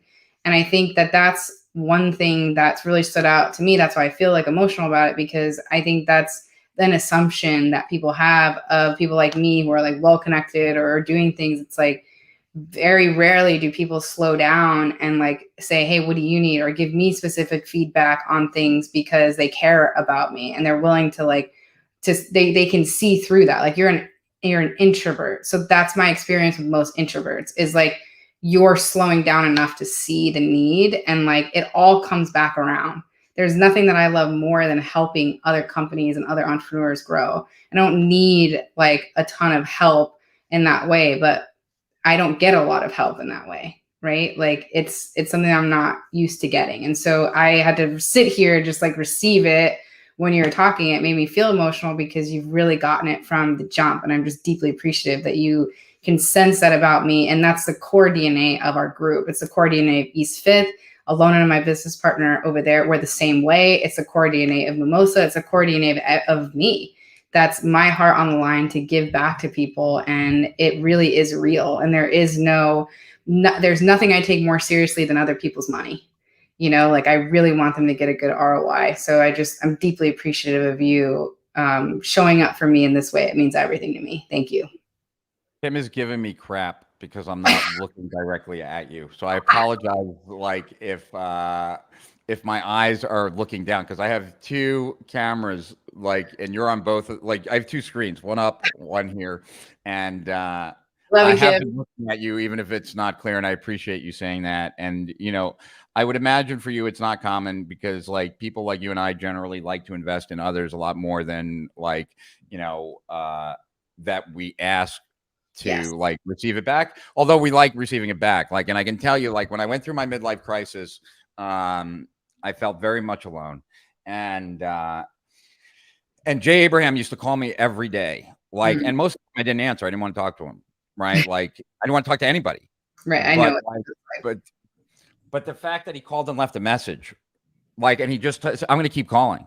Yeah. Like, I know that you don't want to talk to anyone. I know that like right now, like you're probably annoyed that I'm even calling and bothering you, right? But like I care, and I'm going to keep calling until like you call me back. Yeah, it mattered, right? Like, and so everyone can play that role to someone else, and if you and you should. And so like regardless of whether you ever come to the Mimosa Mastermind and like spend time with Amber and I, like karma, like is not some spiritual thing. Your reputation precedes you, period. And either it's an amplifier and an accelerant to everything that you want, or it's tremendous friction and it causes obstacles every step of the way. And you get to decide like how your reputation precedes you based on how you hold yourself and what you do. Like, and so, yeah, I mean, I'm not kidding when I tell people, like, if you're going to sell a shit product, better to just steal people's money, because at least you won't destroy their dreams in the process of stealing their money and their time. And I believe that to be the case. I believe that we're polluted in an industry where, like, I think most industries have some sleaziness in it. I think the direct response industry has more than most. And certainly, like, that pains me because I'm in this industry. You're in this industry. We're all in this industry. And so when someone does something negative or bad, it stains all of us. And I don't want it to be that way. And I certainly don't want that anywhere around me. I agree. And like, I also want to add this one thing too, Rich, because I think this is important. We are the same. I didn't realize that you were going to say this, but like, this is one of the biggest problems that I have with this industry, is that there are some people that, and more than most in other industries, or at least more in the open, I would say, that have this problem. But I will say this, that I want to end it on this, on a different note, which is, it's not just about the money for me, for you, what we're building. It's also about the relationships in the community, because while there are some bad quote unquote apples and selling shit products and doing these things just way more out in the open than in other industries, I realized that I actually have a real community when my former partner died by suicide in November of 2019. When that happened, I cannot tell you what it was like for me. It was like, and I'm dealing with it. You know, we're coming up to next 2 months, and it's going to be her death day, right? So it's going to be a tough time for me. And it was staggering to see, like, when people found out, because she was a part of our community. She was at so many Mimosa events. She was at so many East Fifth events. She knew so many of my clients. We traveled together. She was there when I was speaking. I could not walk through my house for 3 months. I couldn't. There was flower. The doorbells was just flowers and cards and notes and blankets and you name it for 90 days straight. Like, I literally was the house that Amazon built for like 90 days. And then it was Emily calling me every day, and people ringing me off the hook, texting me, checking in on me, sending me to their therapist, sending me, like PDFs on suicide, and like just doing all these things, and understanding that I could not function at the level that I was functioning before. From that moment on, we started chopping away at pieces of our business because I physically and mentally could not sustain the load. And I had people stepping in to help me run our company. Chris stepped in for a bit to help, and like all these different people stepped in to do that. And we have completely transformed the companies that we're a part of. And then COVID hit. I mean, COVID hit 4 months after I had a suicide of one of the closest people to me. Right? Like it was crazy. And it was crazy to have this hit my Mimosa Mastermind and to not see my family in Mimosa for 18 months until I saw them 2 weeks ago. And to know that connective tissue that we built, it sustained my companies through the fire of COVID, of deep personal loss, of transforming the business, of going from seeing Agora in person all the time and at selling high ticket stuff and training their teams to doing low ticket, group coaching and all this other stuff, and to learn on the fly. And I had so many people stepping in to do that. And so it feels like a safety net. And it's not until you have true, like, facing your own demons. You had a midlife crisis. I had, a serious suicide and loss, and then COVID hitting businesses that relied on me speaking from stage or being in person, right? Like, to realize that this is why we do events. This is why we need to see each other in person, because that's how the true connections are formed that will sustain you when things happen, that they'll be there to celebrate with you and celebrate the success, but they will hold you and sustain you. So if you're feeling lonely, and you're feeling like, oh, these people are only my friends because I make them money, or they're only my friends because I'm doing well right now, that's not true. If you have good relationships and you really invest in them and you give and you work on it, they will be your safety net, because we're not always going to win, and we're not always going to have triumphs. If we're going to lose, and we're going to lose in personal and deeply personal ways, we're going to lose in business ways. And this is the glue that holds us together. So, the way that you built relationships, Rich, the way I built relationships, I saw firsthand what happens when you're in need and how people will show up for you. And it's a really beautiful thing. And it's happening in this direct response industry, right? Like, so that's a really important distinction, I think. I think so too. And I think that there was something though one last thing I'd love to talk to you real quick about, if you got the time. Like, I want to preface it with a little kind of story quick, right? Like that, something I learned from Clayton Makepeace was that we're all, at the end of the day, like insecure little children deep inside, right? Like, from a copywriting standpoint, like, we don't really ever grow up. And so, like, I've had the reverse also happen, like where something really positive was happening. And like, I just want to clarify that, like, you might be secure. I might be, like, everybody in some ways is insecure, right? And you don't really know like what kind of social capital you have out in the world, who's really going to be there for you or not. And it's like when I did the launch for Steal Our Winners, like the CSIB thing, like we only did like the live stream with everybody because like my team said like people will come if you ask them to, they will come, like, and I was just very fortunate. Like I had 50 people fly to Delray for no upside on their part whatsoever, right? And spent time like, on my live stream just to help me kind of get the word out. And it meant the world to me. And I just want to be like, I want to be clear on how much I did not think that would happen. Like that, like it was my team that was like, people will come if you invite them. You have a lot of like social capital with these people. You've made a bigger difference than you realize. So with that said, like to like preface it by that, right? I imagine that there's people who would really like to come, right? Yeah. Who feel insecure about, like, they look at those people that are going to be there, right? They might hold me in high regard. They might hold you in high regard, or they hold some of those people in high regard. And they say like, that's not me. Right. Right. Like, I don't know, like what I have to share, how would I bring value to that? Why, like just, insecurities. Right. And I don't like, can you speak to that? Cause like, I would imagine that probably is an obstacle for some people, that they don't hold themselves in high enough regard to recognize that they should be there. Yeah. I love this question. I think we all, if we're honest, I think we all battle imposter syndrome and insecurity. All of us. I don't care who you are.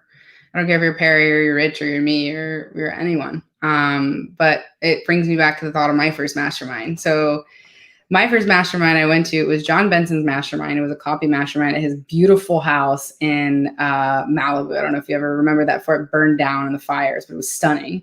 And I had been working for Craig Ballantyne. I had actually changed careers. So I was the first employee at Alona's SEO company. She's my business partner now in East 5th. And I had helped her and Mike grow to a really large company. I got burnt out. I'm not a good manager. I still am not a very good manager. And I was a rainmaker though. And so, I had decided after getting hooked on I started by finding Early to Rise somehow on the internet, opted in and like read that every day. And then Craig and Matt bought it. And that was around the time that I applied. They said, we're going to teach you the world's greatest secret. We're going to teach you copywriting. And I was like, okay, I'm ready to change careers. I ended up going and working for them in 2 weeks, left at my whole life in Phoenix, moved to Denver to start learning from Craig and Matt. And that's how I got into this industry. And a couple weeks into my job, Craig was stuck in Canada and couldn't go to John Benson's mastermind. So he's like, I'm just going to send this kid. She's new. She needs to learn copy. It's a copy mastermind. Just like, let her go. And I walked in there and it was like Tyler Bramlett and John Benson and like and that's where I met Chris Guerrero that day and John Rowley, who had like the top offer on ClickBank at the time, and like all these people. And I didn't know anything. I didn't know anyone. I didn't know anything. And I was in there just being a sponge. And what I did know was that I was going to be useful and I would find a way to be useful, right, with time. But my main thing was I just needed to get my foot in the door. And that was where like my career really started to take off, because I started figuring out, I'm a copywriter that then became an affiliate manager at Early to Rise. So then I was promoting their offers and becoming an affiliate of theirs and making things easy. And then I was like, oh, you guys don't know this person? Well, let me connect you with this person. So I started connecting them to new affiliates to me, right? Because I was always going to all the events after that. And I just found ways to be useful. I wasn't useful in that moment, right? It wasn't useful then, but I was personable and I was present and I was like eager to learn and I was like bringing enthusiasm. And there's something to be said about enthusiasm. You know what I mean? Like people are attracted to that, right? It's like, and you just being there with an open heart and feeling enthusiastic, like you will bring value eventually to the group if you don't have that. But more than that, you are valuable. Like the size of your business to me does not make you a valuable person. Like you being a person is what's valuable, truly. And of course, your business size will matter to certain people, and if you have a big list and you're a big affiliate, that will matter more than if you have a small list in one term of things, which is you can send more traffic. But that's it. we all started somewhere, right? Like you didn't become a best-selling author overnight. You didn't become an internet sensation overnight. It was a grind. And like if you can get the hardest battles, what's between your ears, man. If you can get through that and get past that, go to a place where there's an environment of support, where you're not going to be just like a cog in the wheel, where people are really going to help you. And so I can't say that for every event, but I can say that for ours. And I can say that for the community you've built with Strategic Profits. I can say that with the community we've built with Mimosa and with East Fifth. It's just finding your tribe and knowing that you're valuable just because you are. And that, you know, if you don't have anything to offer yet, business-wise, you have enthusiasm. And that matters a lot. Yeah, I totally, like, I cannot agree anymore with what you said. That, like, when I started seeing a psychologist, like, I don't know, long time ago, right? Not the first one I saw, but like last one I saw, which was probably like about 8 years ago. And like, it took me a while to get what you just said, right? That like, that you can be valuable, not like anyone, right? Based on who you are, not based on what you can do or what you have, right? And Right. I totally got, like, yeah, like who you are, like what you have is kind of irrelevant for the most part, right? But what you can do oftentimes is a little bit more relevant, or at least the way I was thinking about it. And my psychologist like kind of pressed me, right? And she's like, no, you really got to get this point. Like, I want you to think about the people that you know, right? Like, who is someone that their mere presence makes you happy? Like the fact that they're going to be somewhere that you're going to be has you more looking forward to being there, right? Not because of anything of what they're going to do for you when you get there, just because they're there, right? And the first person that came to mind for me was Todd Brown. And like, I love Todd, and with Todd, right? Like, Todd's presence makes me happy, right? Like, and so like, that was the first time I was like, oh, okay, yeah, like, I get this. Like, Todd doesn't have to do anything, doesn't have to have anything, like, you know, it's just Todd, right? Like, and I'm like, okay, so if Todd is valuable to me just because he is, right? And like, it's easier for me to get my head around that people could find me that way, even though my default is always to do, right? Like, because that's a self-esteem thing, right? Like, that I don't, like, I get it, but I don't really get it. I buy into it 100%, must do something for everyone. But yeah, like, and so recognize that how you hold yourself, who you are, like your interest, your passion, your desire to learn, your desire, like, if it comes from a place of goodness and it doesn't come from a place of desperation, then you will be well received. And no one is sizing you up on what you can do for them. That's not what this is about, right? And I'd also add, Rich, that your presence makes her happy. Oh, I love Kim. Oh, Kim, I love you. She's my favorite now. I was like telling Alana, I was like, I want to hang out with Kim and Rich all the time. They're so fun. I want a relationship like that. You know, like you guys like are your fullest expressions of yourselves, which is a beautiful thing to see, because I'm looking for my person, right? So it's like when I see you guys, I'm like, that's the kind of relationship that I want. And I'd also add this one thing that I don't know if you agree with, but I don't think that money changes you. I think that money amplifies who you are.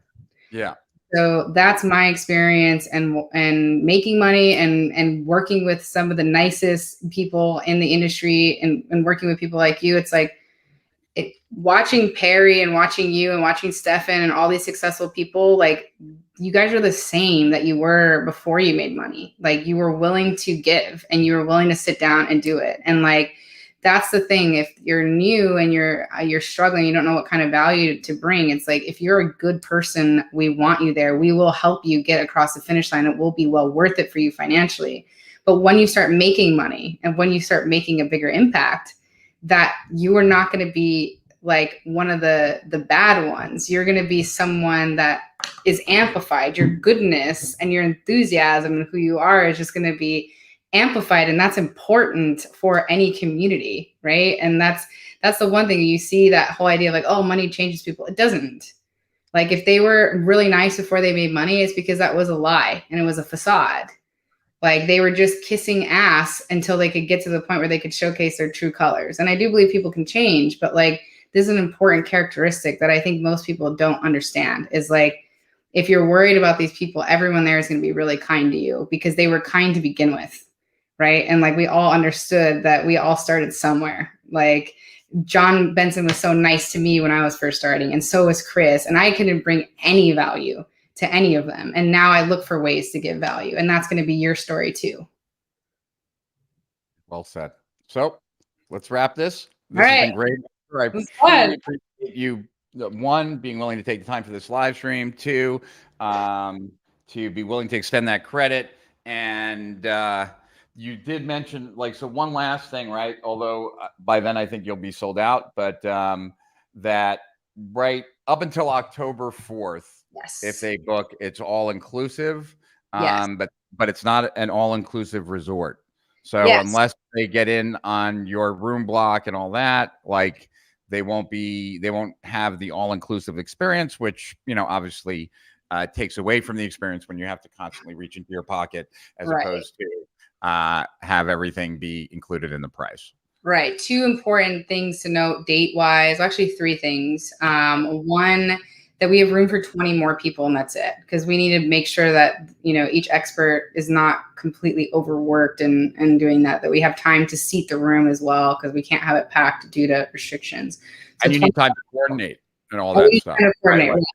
Exactly. So October 4th, just so everyone knows when they're watching, we worked out a deal with the Hilton Los Cabos, which is, you should go look at this property. It's incredible. The reviews are insane. It is not an all-inclusive resort.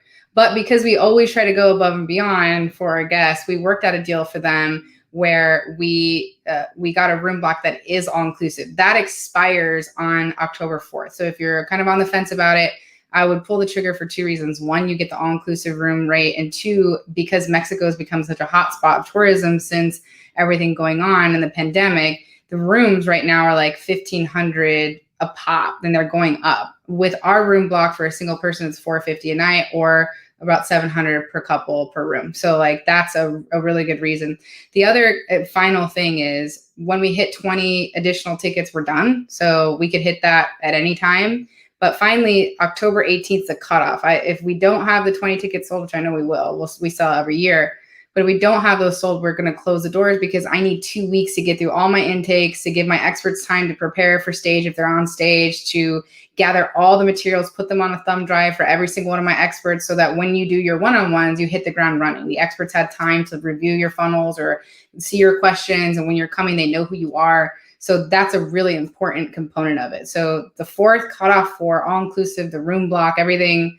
The 18th of November is going to be, the doors are closed for everyone. I don't care who you are. You're not going to get back in because I just cannot, you know, I can't fit you. I can't seat you. I can't take care of you. And I'm not willing to degrade your experience and just slam you in and sit you with any expert or any place in the room. So those are two important things, as well as the 20 remaining tickets left. Got it. And like, is there, I probably should have asked you this before we went live, but is there like because like, you know, this isn't like an affiliate kind of thing or anything like that. I really don't care if people just reach out directly to you. I'm not trying to like, is there like, if people have questions, is there any place to email or anybody that like can answer those questions for them? Because I imagine, you know, like there might be some questions that we didn't get a chance to cover, and I don't want that to stand in people's way. Yeah, of course. So mimosamastermind.net is the URL. You'll see everything on there. Mimosamastermind.net. That is our URL, which I can drop in here. We'll send it on the follow up. Yeah. Support at East Fifth Avenue, or sorry, support at mimosamastermind.com. All right. I can't do two at once. I'm a bad multitasker. That's how I know that I'm going to put just in the chat the actual link to the page, right? Like so that's and then here's support at. So that's the email address that they can email. But, you know, the main thing is use code RICH, and that will drop the price by $1,000. And, you know, that will be the thing that you'll need once you have purchased Still Our Winners Annual. That will drop it down. And we'll make sure, Rich, to just kind of coordinate with you and make sure that, these are annual members or purchasing already, because it's such a great deal. You guys should do it. I mean, I'm blown away by the quality of everything in Lifetime. Like it's cheap. Like I can't believe it. So underpriced. And I'm glad you're doubling the price. And I think it should go up again because it's so valuable. Well, we're going to get rid of it. That's the plan, right? But I appreciate you saying that. Of course, you can't just let it be about you. You have to share some of that. But this is about you, and it's about Mimosa Mastermind, or Mimosa Mastermind, as Kim always corrects me. And yeah, like I hope everyone got value from this, whether you attend or don't attend, because obviously that's our goal. And if you do decide to attend, or when you decide to attend, I am super stoked to have a chance to spend time with you. I know it's going to be great. I'm really looking forward to it. Of all the trips that I have lined up in the next 2 months, I can assure you that this is the one I am most looking forward to. And I've got a lot of trips. And I'll be at a bunch of other masterminds. I'm so honored. Thank you, Rich. Like I know you do the mastermind circuit, so hearing that ours is different and you really notice it means the world to me. So thank you. Thank you for coming. Thank you for being an expert. Thank you for supporting. Thank you for bringing Kim, because she's going to bring the sauce, the fun. I'm excited. I'm excited to spend 4 glorious days with you in Cabo. Awesome. Well, you and I will speak soon, and we'll see those who decide to join us in, what is it? In how many weeks? It's like 5 weeks, 5 weeks away. Yeah. So people got to boogie. Cool. All right. Well, I'll be doing another live stream on Thursday. Is today? Yeah. Today, on Thursday from 6 to 8. I have no idea what we're going to be covering. Maybe I'll just be answering questions from this one. Who knows? And and then Martin said you can break the payments up in 3. So that's good to know. But I'm sure all the details are on the sales letter, and I put them into the chat, both the link and then also the email address for support in case you do have any questions. Want to make sure you get them answered. And look, if you are afraid of missing out, right, you can always put a deposit down, and we'll make sure that you get the code if you're a lifetime member of Steal Our Winners. And if you're not, maybe this pushes you over to get it, because you'll end up getting it for free, basically, if you're planning on going. But our main intention is to make sure that we get you a great experience at this event, and I'm sure you will. And it'd be my goal to make sure that happens. And I know it's already Amber's goal. So with that, we're done. Thank you. I appreciate you, Rich. Really means the world. Bye, everyone. I will.